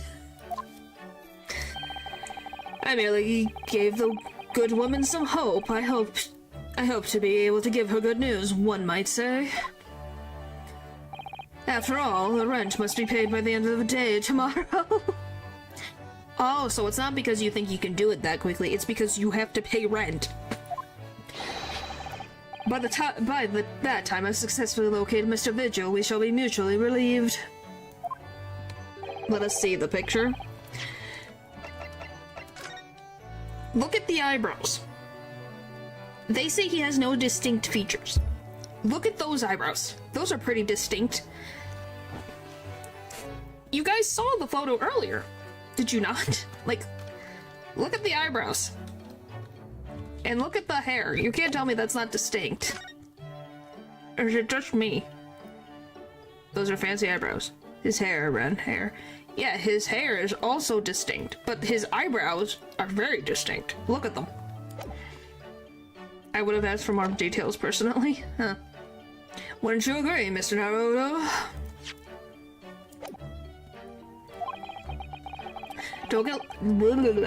Don't look at me with those pleading eyes. Maybe another character in the first game. If you're talking about, I can't remember his name right now. I hope they're not related. Well, my dear fellow, did you hear the details of the case? Yes, my hearing is surprisingly good, actually. Excellent. And what did you make of it? Well, I was surprised to learn where her husband worked. At Bear Clay Prison, I mean. So you noted that. The Irishman? The short guy with the tall hat and the purple outfit. The guy who, you know, burned in the carriage. Of course, especially with the mention of Lowgate Cemetery. Lowgate Cemetery is at the rear of Barclay Prison. So it was renowned amongst students at the university for being haunted by the ghosts of condemned convicts. Barclay Prison is where that notorious man was incarcerated. The professor. And now a warder from the prison that has mysteriously disappeared, it would seem.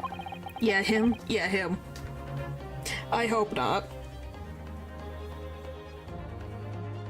It's all very peculiar. Indeed. But nothing you can't handle, I'm quite certain, Mr. Naruto. Sorry? Run along to the prison and see what you can glean, wouldn't you?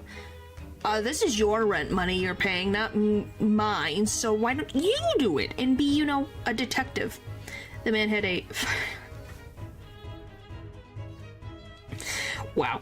They got the same curly locks, and we don't know what colors her husband's hair is.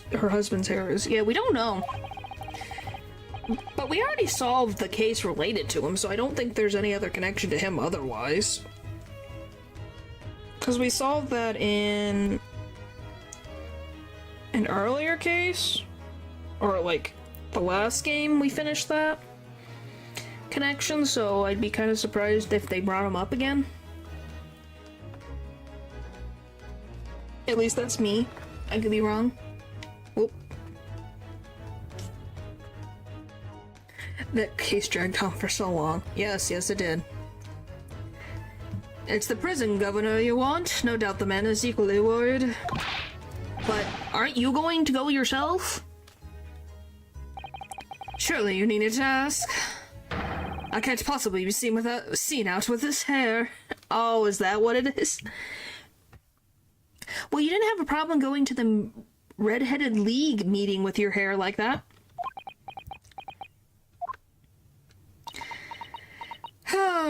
Once again, are any of us surprised that he's freaking having a crash out because he dyed his hair of his own volition, mind you, and is getting upset? Just make another potion for blonde.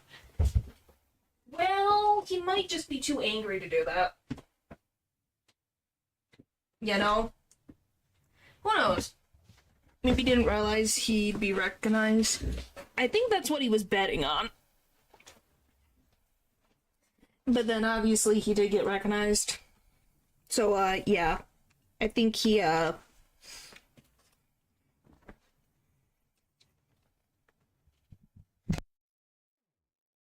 you know.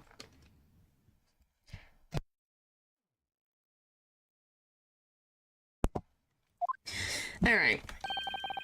But didn't you go to the Lime Street with that hair? That was quite different matter. So I leave it in your capable hands now, if you excuse me, I'm rather busy.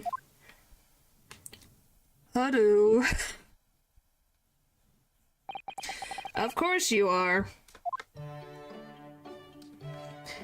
Oh, boy. Twisted Karma in his last bow. Alright, I guess we're going off to the prison governor's office.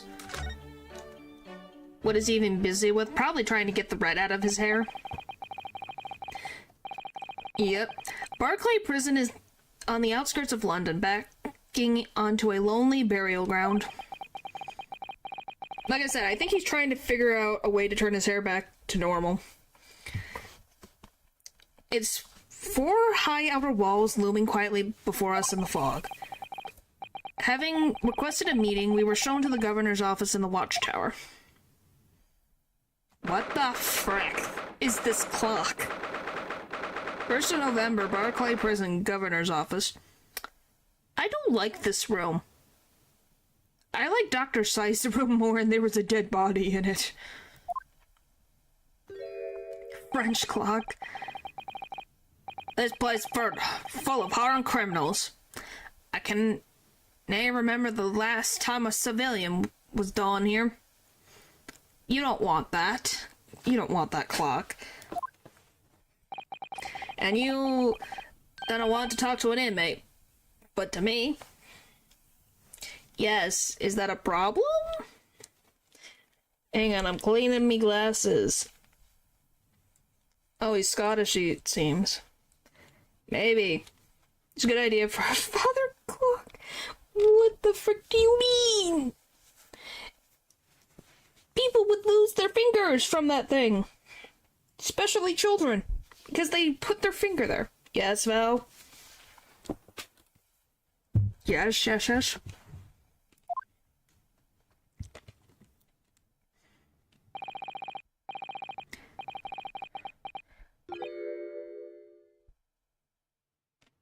No, it doesn't have to be real, you know? Yeah. But with how it looks, you would think it would be. Heteroselection quite fitting, I'd say. You know who I am? I'm the governor, Barry Camden. Oh, yes, it's a pleasure. I'm Ryunosuke Naruto, defense lawyer. An Easterner, I see. Does that mean... Yes, I'm a visiting student of law from the Empire of Japan. Japan? Did you say Japan? The fitting I'd say the candy that you take for... Is there a time that you keep track of, or do you take it when... Look, it hurts.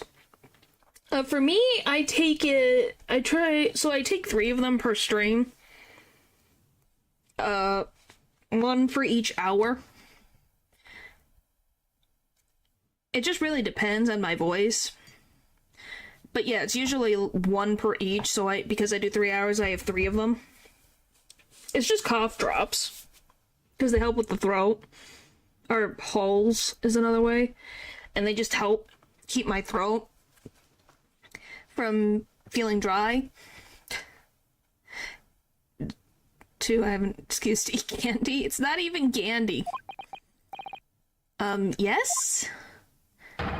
Well, there's no any of your kind in here, laddie. Maybe you should try the prison next door, huh? I didn't notice another prison next door, sir. What the frick do you mean? No, it's called talking for 3 hours makes your voice hurt sometimes. So me doing this keeps my voice moisturized so I can talk. Anyway, we came to ask you some questions about... I don't like to be direct, but... I have no intention of speaking with the likes of you, suspicious-looking Easterner. What the frick do you mean? He's a defense lawyer who came here to ask questions related to a case, you mother trucker. I don't care if he's Asian and you've had an issue with the professor who was Asian. Turn around and give him some respect. I thought I was one of a kind. Me. Well, I do think you are one of a kind, Eldridge. You definitely bring something very interesting to the stream. Now get out of me hair. So as soon as he finds out that we're from Japan, he reacts like this. That surely means... I think it's because of the professor case. What the frick? What do you mean one of a kind? Golly. You think so too? 10 years ago, Kenshin Asugi, also known as the Professor, was incarcerated at this prison. And then after his execution, he apparently re-emerged from his grave in the cemetery behind the prison. I might have known. You're sniffing around about the case, aren't you? Your agent said part of the Professor's great web, no doubt. No, not all. We're just... Well, get on with you, before I punch your lights out. Another lovely heck. We're going. Clearly the ghost of that killer still haunts this place. We're not going to get anywhere here. Unless we can somehow prove this man that there's nothing suspicious about us. Governor Candid. What are you thinking, Mrs. Sato? I sure feel that name came up in conversation recently somewhere. I was wondering whoever mentioned him might have some ideas to help us. Like a common, reasonable person. Yep, definitely seems that way for sure. Come to think of it, I have the same feeling. Okay, I'll be back. Let's go bother Professor Mikotoba.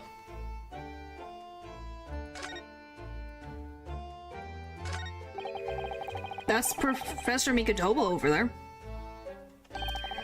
Now, would you guys like me to wear the mustache for Mikotoba and the judge, or just for the judge? Because I can do both. Bum bum bum bum bum bum bum bum. Boom bum bum bum bum bum. Yeah, go for it.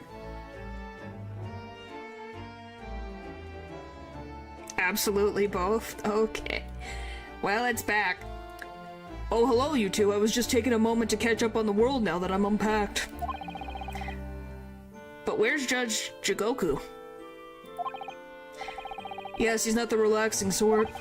He's taken himself off to pay his respects to all the legal bigwigs. Having only just arrived in the country today? Goodness, he's full of energy. Professor, you mentioned something before. How you know the prison governor at Barclay Prison? Oh, Governor Candon, you mean? So it is the same man. Father, we must speak with the governor. But he refused to talk to us. He said we were suspicious Easterners. Well, I'm sure if I accompanied you, it would be a very different story. Oh, would you? That would be wonderful if you have time now. Sadly, as you can see, I'm very busy at the moment. Busy drinking coffee on a comfortable seat. No, I have rather a lot to prepare for tomorrow, you know. Oh, sorry. I didn't say that out loud, did I? You Mikotobas are alarmingly good at reading people's thoughts. Or could it be that you Naruto's are alarmingly bad at hiding your thoughts? They are bad at hiding their thoughts. Rest is a part of work. Yeah, he literally came off of a boat ride of, like, what was it, months? Weeks? Probably months. You know, give him a break.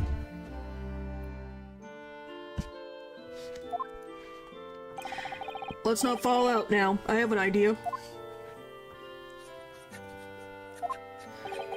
What's he writing on that piece of paper? Here's a letter of introduction for you. Hopefully, when he sees my name, he'll change his tune. Ah, thank you. The letter of introduction has been entered into the court record. A note of introduction on our behalf from Professor Mikatova to Governor Caden. Hopefully now he'll be willing to talk to us. Good luck, then. Well, thank you. Alright. I want to look at what it says. Alright, let's see.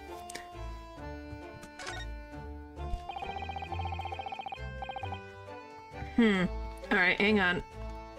I'm blocking Sasato. Professor Mikotoba has a wonderful... golly, has wonderful handwriting, doesn't he? To this dark-suited young man is not in the least bit... This dark-suited man is not in the least bit untrustworthy. Is it just me, or does that make me sound extremely untrustworthy? I do wish he'd at least call you a nice young man. I'm really not sure that would help. What the frick? Why did he say it like that? Oh, this man in the dark suit? He's not suspicious at all. Are you trying to help me talk to the man? Or are you just making it worse? Alright, present. If you just cast your eyes over this, Governor Caden. What's this then? You cannon pulling the wool over my eyes, you good-for-nothing Japanese student? Mikatoba. That young jock from the forensics laboratory? That Mikatoba? Yes, exactly, him. Oh dear, perhaps I should have said something sooner. I'm Yuja Mikatoba's daughter, Sasato. Jinx! Jins, you're the young man's daughter? And you didn't think to mention that before? Afore? I do apologize. Aye, well, you best take a seat then. Can I offer you a cup of tea, perhaps? And don't forget to try one of these weak handcuff biscuits. Yes, handcuff biscuits. Wow. Your father's influence is nothing short of amazing. I'm bitterly regretting not announcing who I was from the outset now. It's fine. So then, what can I do for you, Hen? Well, we're currently investigating a case. It's one of your warders, you see. He's gone missing. What a jolly good chap. Yep, he's a jolly good chap. Missing? That's right, it's surely been reported to you as well, being the prison governor.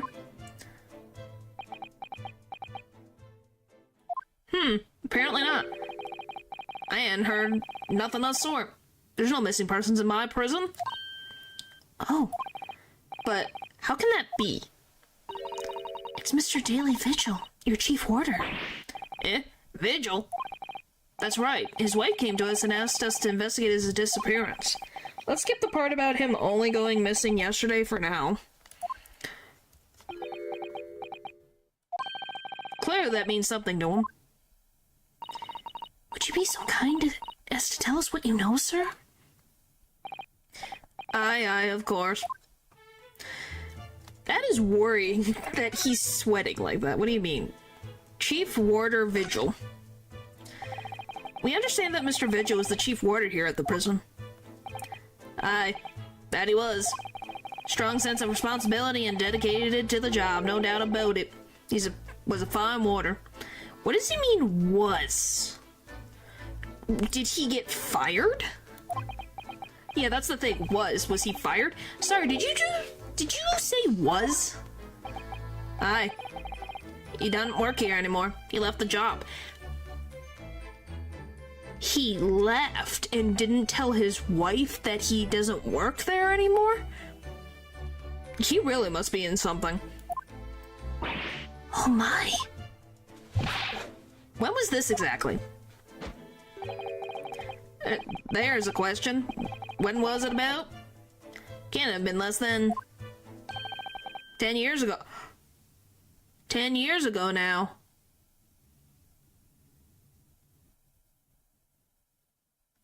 10 years ago. What is he doing now? 10 years ago. That's a big deal. So he's been lying to his wife for 5 years about where he's working. What? 10 years ago? He stopped working here 10 years ago? As I minded. You don't know I hadn't heard the fella's name in all that time. That's a worry if he's gone missing, though. But Mrs. Vigil had made no mention of it. I think perhaps, Mr. Naruto, that his wife simply doesn't know. I think she's unaware that he no longer works here. Governor Caden, can you tell us what happened? Why did Mr. Vigil give up his job here? That's important, is it? Yes, I believe it may be. What are you thinking, Mr. Naruto? I can't help wondering, given that it was 10 years ago. So he left his job during the time of the professor case. Is he one of these guys that couldn't bring himself to tell his partner he got fired? No, he left the job, that's the thing. He wasn't fired. He was a good employee. He left. So he put in his resignation and left the job 10 years ago. So it means that during the time of the professor being in prison and then hanged, he left during that time. Which was exactly when the professor was being held at this prison. 10 years ago. So Mr. Vigil actually resigned from the position of Chief Warder 10 years ago, you're telling us? Ugh. What happened to make him leave the job? In actual fact, he didn't leave the job willingly. He had no choice in the matter. Oh, so he was fired. You mean he was dismissed? It was after a particular walk. Sorry? A walk.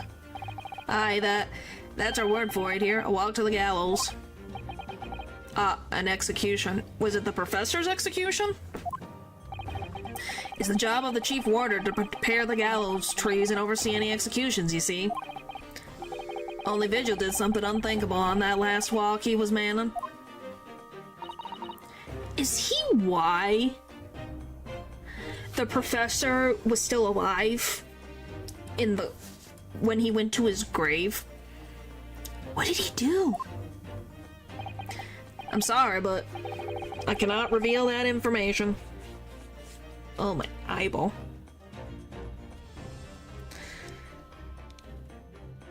But yeah, he must be one of the guys who couldn't bring himself to tell his partner he was fired. But I can tell you that it was the vera rea for Chief Warder to be relieved of his post. But why wouldn't Mrs. Vigil know about it? And he was simply fired? Here's the thing, I don't know if that was the case, but it was on the last walk to the gallows, and it was 10 years ago. So who knows? I have no idea.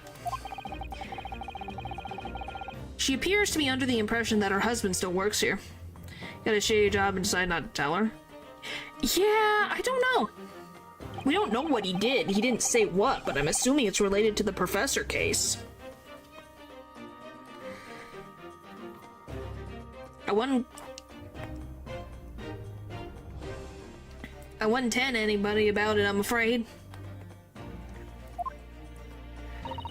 Can you perhaps answer one more question about the circumstances of his dismissal? Wait, he still supports her? Yes, he does.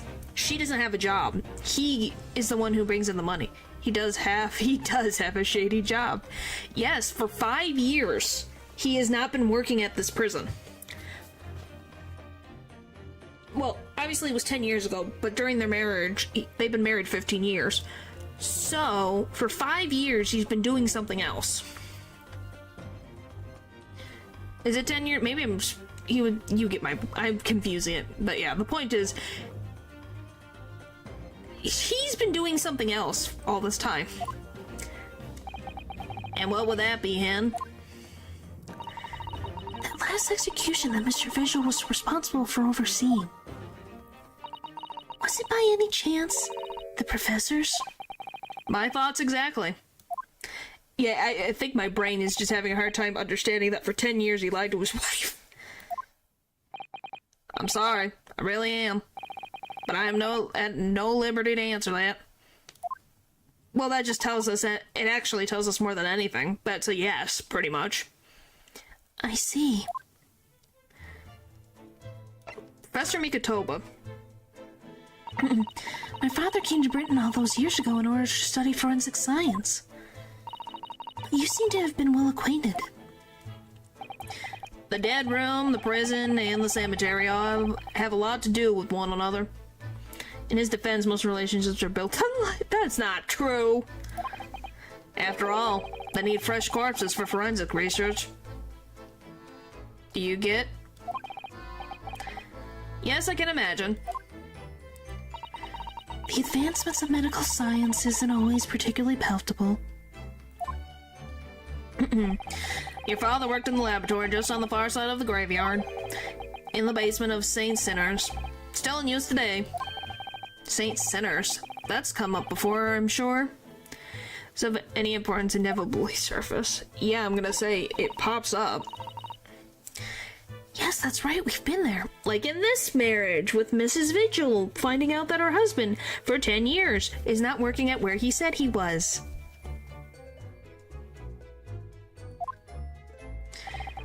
Mikotoba and I have used to ride in a carriage together and negotiate terms. For more fresh material, I suppose. Aye, and we used to sit in there for hours and gab on about the section, all sorts. Boy, it takes me back. Over a pot of tea and a plate of cuff biscuits, of course. How charming. Alright. He was a good fella, your father. Reliable, and dead set on his work. But I'm afraid I'll never understand you Japanese. Because of Genshin Sugi, I suppose.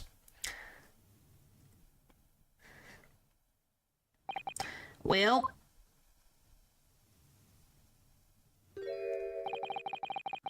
can't tell you anything else. Thank you so much for your time, Governor. Oh, one moment before you away, Hen. I'm sure I have it here somewhere. Because I remembered how to say the name correctly. Because I remembered how to say Asugi. Don't ask me why it hit me in the head sometimes. City of London Police. What the frick is that? Doctorate? I can't tell. That's sad. What do you mean? I found it. Here, take this as a wee souvenir of your visit to the prison. What is it? That's Vigil's dismissal notice. It's 10 years old now, of course. Wow, they're really well organized if he can find something from 10 years ago neatly put away. Oh my, are you sure? Aye, it's no trouble at all. It's no the original, mind. Vigil's dismissal notice has been entered into the court record. The harsh reprimand incurred by Mr. Vigil 10 years ago that resulted in him losing his job as chief warder of Barclay Prison. Thank you very much, Governor Candid. Well, in return, do me a favor and never come back here. That case is closed. Welcome back. Well, I think we ought to return to Baker Street for the time being. Yes, I agree. We need to report back to Mr. Slomes with what we found out about Mr. Vigil. What will he tell Mrs. Vigil, I wonder? Good question. What would you tell him? What would you tell her? Oh yeah, your husband's not been working there for the past 10 years. Notice of dismissal, the 25th of June. Chief warder daily vigil is relieved of his post with immediate effect for having violated Clause 132 of Her Majesty's Code of Conduct for prisons. All rights to redundancy pay and other financial benefits are fully revoked. Reason for dismissal: aiding and abetting the escape from this prison of convict blank just prior to his execution. Details of this escape are still being investigated. Full cooperation with inquiries will be expected. Prisoner Governor Barry Caden. A dish that I found while they call it. Huh, that's interesting. It's an interesting cuisine. What? Nothing wrong with liking cuisine. Additional indications are that the jailbreak plot was conceived prior to the convict's incarceration. It is believed that the convict engaged in some sort of negotiation with prison staff in order to secure assistance. Full disclosure of information regarding these negotiations will be demanded. How did he know he was gonna go to this prison? And how long in advance did he go to get in contact? What the? What? Trick to break down bad news is that you have to soften the blow for telling them something worse before. We're back.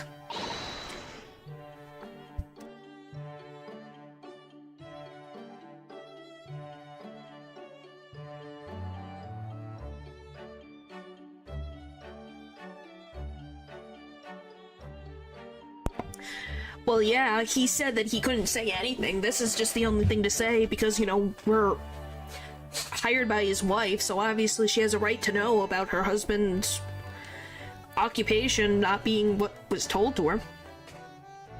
Hello, you two. I thought you'd be back before long, so I baked some scones for us all. Oh, so that's what the delicious smell is. I think you messed up, Herlock. But didn't miss too much. You missed quite a bit. Simplest wording is, we went to the prison where the professor was held. Kazuma's missing. Herlock's hair's blue now. Herlock anime edition. Yes, he is. Oh. And, we went to go find out about a lady's missing husband who said that worked as a prison guard at the prison where the professor was. Turns out that for 10 years he's been lying to his wife about his occupation because he's not working there anymore. Greetings, my dear fellows. You've returned a good deal sooner than I was anticipating. Hello, Mr. Schlums? Hello, Mr. Schlums.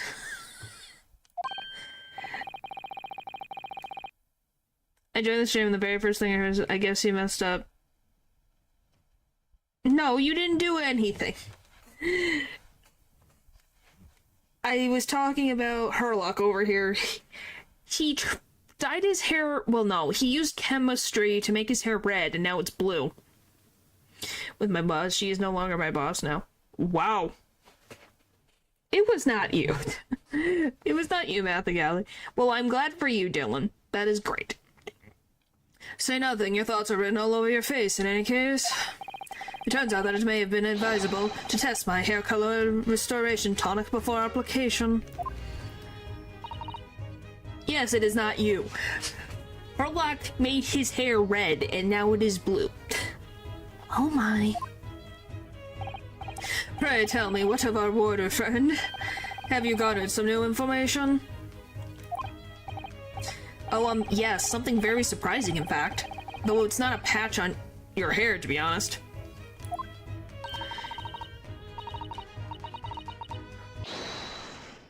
I didn't even get to read that. It most certainly isn't, but still, we discovered that... Slomes! Drop everything, Slomes. This is more important. Gina? I can't Adam and Eve it. What happened? What happened? Clearly a very grave matter indeed. Everything's happening. For Miss Letstrade made no mention of my hair whatsoever. It's the boss. What do you mean? Inspector Gregson? The boss is... He's dead. What? What? But in short, she is now the nice ever since areas she goes to. People want to get out. Wow. Where's Iris? Iris is fine. Gregson is dead? Why? What? They just found his body. Shot with the pistol. What? They would not do that. They would not have anything happen to Iris. Are you kidding me? But Inspector Gregson? He was murdered? Her animations are so good. Yeah, they made a really good job on the animations. No, not Gregsy. What the frick? Come in, my dear girl. Tell us the whole story. Golly, what the frick?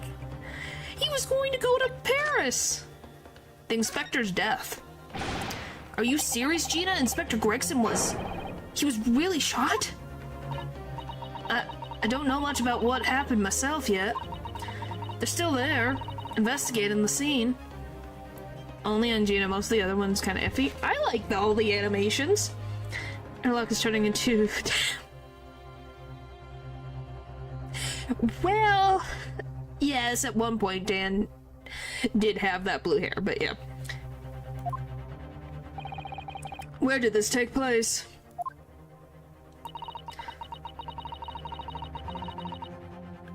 Alright, let's not go into... That's off topic. I don't think he did. To my knowledge, no. Little red room in a building full of flats on Frenso Street. The outskirts of town, nowhere near his home. He's perhaps investigating a case, then. The thing is, no one at the yard knows nothing about no case around there. So what was he doing out there, then? Oh, how strange. The boss was... He was so good to me. I know I ain't up to much yet, but one day I was gonna show him. I was gonna show him I'd become a proper detective. Oh, Ginny. The culprit. So who did this? Do you have any idea who the culprit is? They got him already. Already? They caught the shooter so soon? Witness reported something was going on, and the boys got straight down there and took care of him. What, I deleted the message, you're fine. You know now. What awful person did this? Are you gonna tell me it's the husband? I still can't believe it myself. Gina? What happened? It was... There's no frickin' way. There's no frickin' way.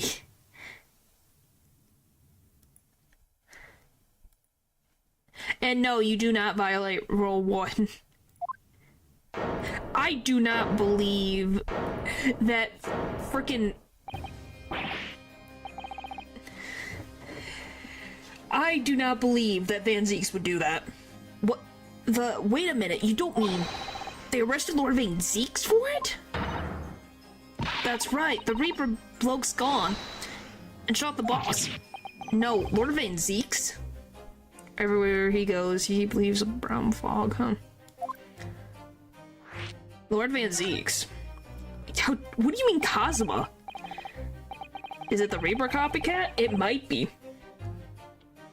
Are you quite sure, Miss Letstrade? It's Barack Van Zeeks the police have arrested. Is this done with motion capture? I have no idea. You'd have to look up for yourself. I know it's animations. Like, they have pure animations for this. It's 3D models. I saw them with my own eyes in the interview room at the Yard. I don't believe it. No, I do not know all. But they were witnesses, and they're all saying it was him. So you mean there were actual multiple witnesses? They heard the gunshot, apparently. And when our log got to the scene... Am I sure? Yes, I am positive. There's only the boss and the Reaper bloke in the room. But there's no way Lord Van Zeeks would have taken Gregson's life. What does he have to gain from this? Like, why would Van Zeeks do that? I just don't believe it. I don't believe it either.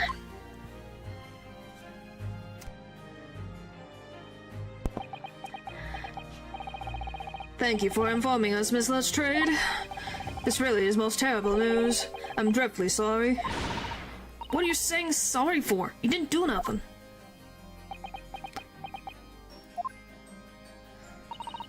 Would you be pleased or mad? Probably both. I thought I'd ask you how to... But alas, the knowledge seems to have left this plane of existence.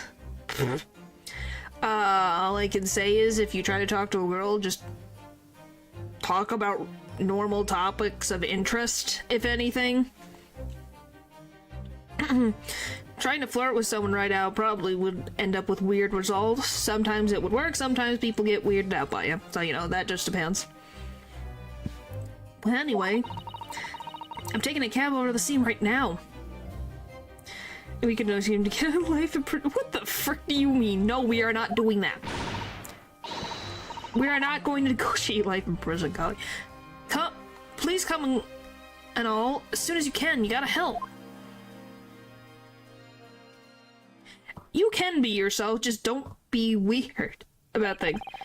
It's a real thing. I thought that was just a trope. I'm assuming it's an actual thing. I have no idea. It's a detective's law to appear whenever some sinister plot is unfolded. Little wonder we all look haggard. Sometimes these things are almost too much for the nerves. Mr. Schloms. What use is there being a great detective if I fail to see something like this coming, How could I let this happen to Gregson? To Gregson?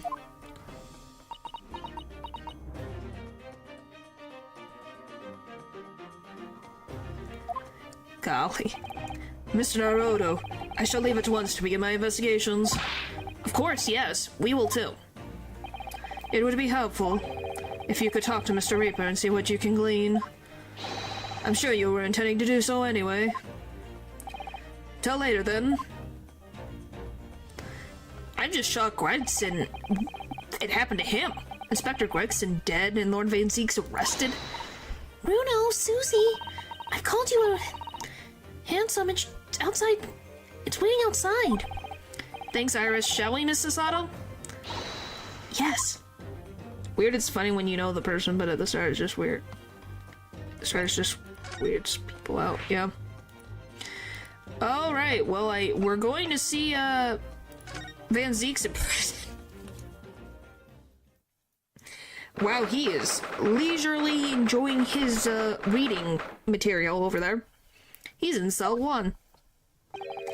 There he is! Lord Van Zeeks.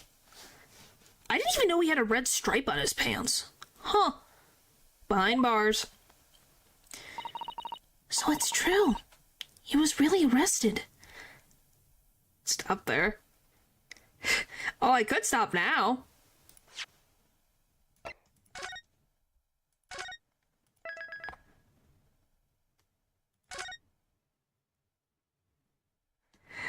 It's fine. I want to know as well.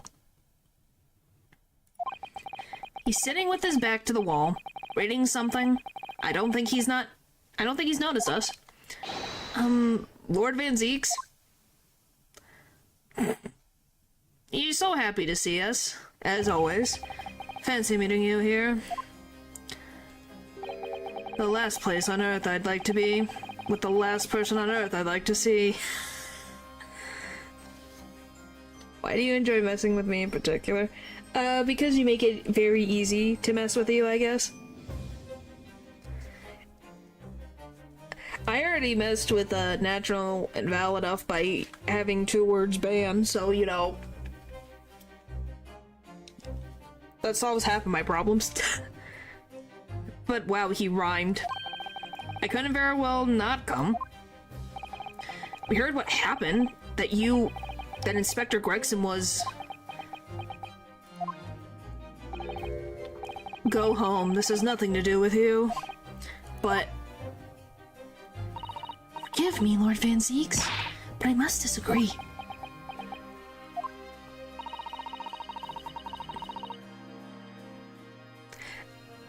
No, I'm talking about the 2 words that it's called...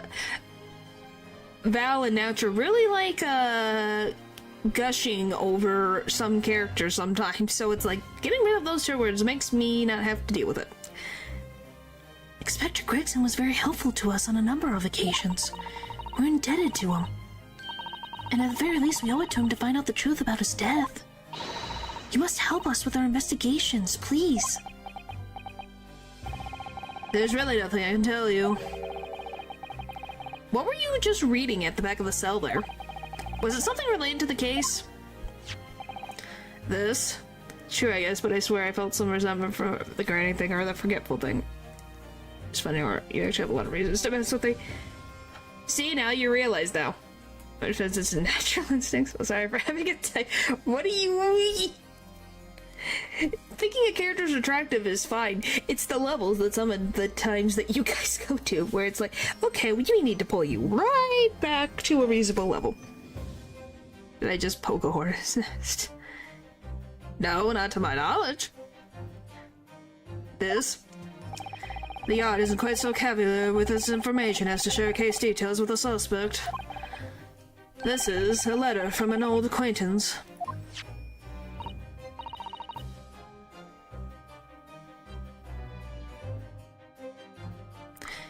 Oh, who might that be? Someone you know, as it happens. Albert Harebrain.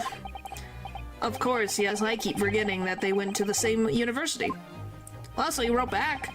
Ned would like to read my correspondence in peace, so let's get this over with, shall we? What is it you want to know?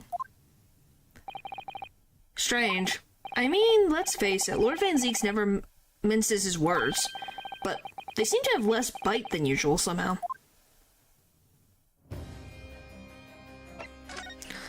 What happened? Can you at least tell us your side of the story, Lord Van Zeeks? What happened? How much do you already know? We know that the inspector was shot dead in a small rented room on Fresno Street. And that you were found there by the police when they arrived on the scene and immediately arrested. We were told that there was nobody else in the room, and that some witnesses heard the gunshot. I didn't go over too much. If anything, I go back every time. Oh boy. You say they're you think they're pretty reasonable? It depends on the thing. Then you're well informed. And there really is nothing I can add. Truth is, I don't know what happened myself. But the gunshot, obviously you didn't fire the weapon, did you? I'm not in the habit of shooting the people I work alongside. I also heard the noise, however. Before I had a chance to investigate, I was apprehended by the arriving officers. So he doesn't actually know what happened. If I may ask, what were you doing in that place to begin with? I don't need to answer that. Wow. Oh. After all, you're not representing me. He's going to need a lawyer, though. But he's not going to have us do it for him. He's stubborn as a mule.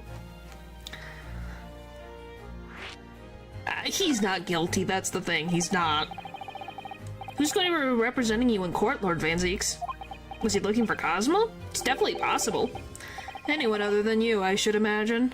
Thanks, buddy. I know you love my skills at being a defense attorney.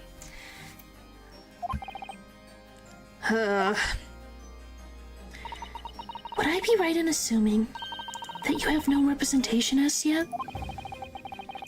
Defense lawyers shy away from any trial involving the Reaper, as I'm sure you know. But this is different. In my career, of all the defendants I've prosecuted, only 19 have ever been acquitted. Of them, 16 subsequently died in mysterious circumstances. Questions will be asked now. Some more like Edgeworth. He kind of does, in a way. Surely not. I assure you, no defense lawyer would want to touch me with the end of a barge pole. But you didn't actually have anything to do with those people's deaths, did you? It's been 10 years now that I've been known as the Reaper of the Bailey. Believe me, nobody wants to know the true identity of this killer more than I. However, it seems things may have come to a head before I had the chance to uncover the truth about that. What does he mean by that? Okay, Professor Harebrain's letter. After the trial, Professor Harebrain was supposed to go straight back to Germany, I thought. It's a letter informing me of his safe arrival at home. I arranged his passage by sea and rail. It's a relief, I must say. He should now be beyond the reaches of the Reaper. Because the Reaper doesn't follow people abroad, you mean? Yeah, so it seems.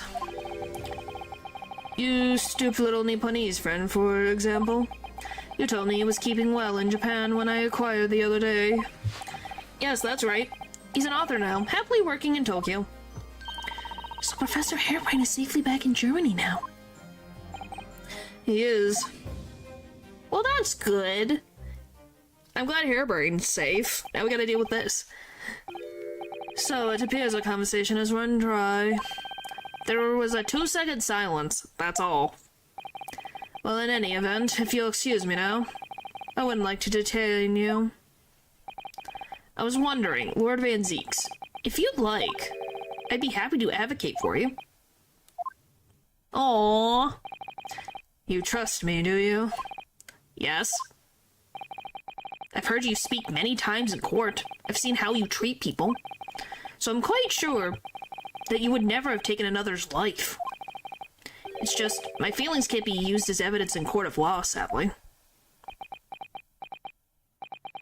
It's a very gracious offer. However, I trust no one. That face. What? Not the police, not the judiciary, and not you Nipponese. But please. I have no intention of engaging your services. The chasm between us is just too wide and too deep, it seems. I'd appreciate it if you don't visit again. Then neither of us will waste any more time. Are you going to defend yourself, then? Perhaps we need to dig a little deeper and find out more about Lord Van Zeeks and what happened to Inspector Gregson. Good old Vanny. Yeah, I do want to see... Before I end tonight, I want to see what's going on here. Maybe he found out about Cosmo's identity? Yeah, but it wouldn't make sense. Why would he attack Gregson? There's red hair. This is really out of the way part of London. I doubt many people find their way out this back street. So this dust-ridden rented old room is where it happened then. That would explain why it was so cold? Maybe. So this is where poor Inspector Gregson lost his life. And why would he go looking for him? Good question. Yes, and the police are already hard at work investigating, it seems. There's red hair. So obviously the red-headed league is involved somehow. I don't see Mr. Shlom's anywhere, though. Perhaps his investigations have taken him elsewhere. Wait, what do you think you're doing there? Every one of them drawers has got to be taken right out so you can look underneath them all. I want the spare above this ceiling checked. Space above the ceiling checked, and don't forget to look inside the chimney stacks, too. Blimey, ain't you lot never gone over house looking for dough when the owners are out of town? Gina's obviously got some unique investigative techniques she wants everyone to adopt. Oh, so you turned up at last. Mind you, I ain't been here long myself. Hello again, Gina. Slums has only just left. You're lucky you missed that. You went prancing around in here, pointing at stuff and flicking that, flicking that of his in and then just scarped. Oh, he's finished investigating already, you mean? Yeah. He didn't stop to say nothing, no one, not even me. Gina, would you mind if we investigated too? Listen, Naruto. You're a lawyer, right? Yes. Why? Well, you're not thinking of trying to help that Reaper bloke, are you? Oh, poor Gina. She's never going to forget, is she? That trial will haunt her forever. Gina, if you don't mind me saying, if Lord Van Zeeks really is responsible for this crime, he will be duly and fairly judged in court. Suppose you're right. Yeah. Go on then, Odo. Get investigating. I want to know the truth about what really happened here. Thank you, Gina. Alright, we're gonna end there. Obviously, the red... I think either those two guys earlier that tried to that broke into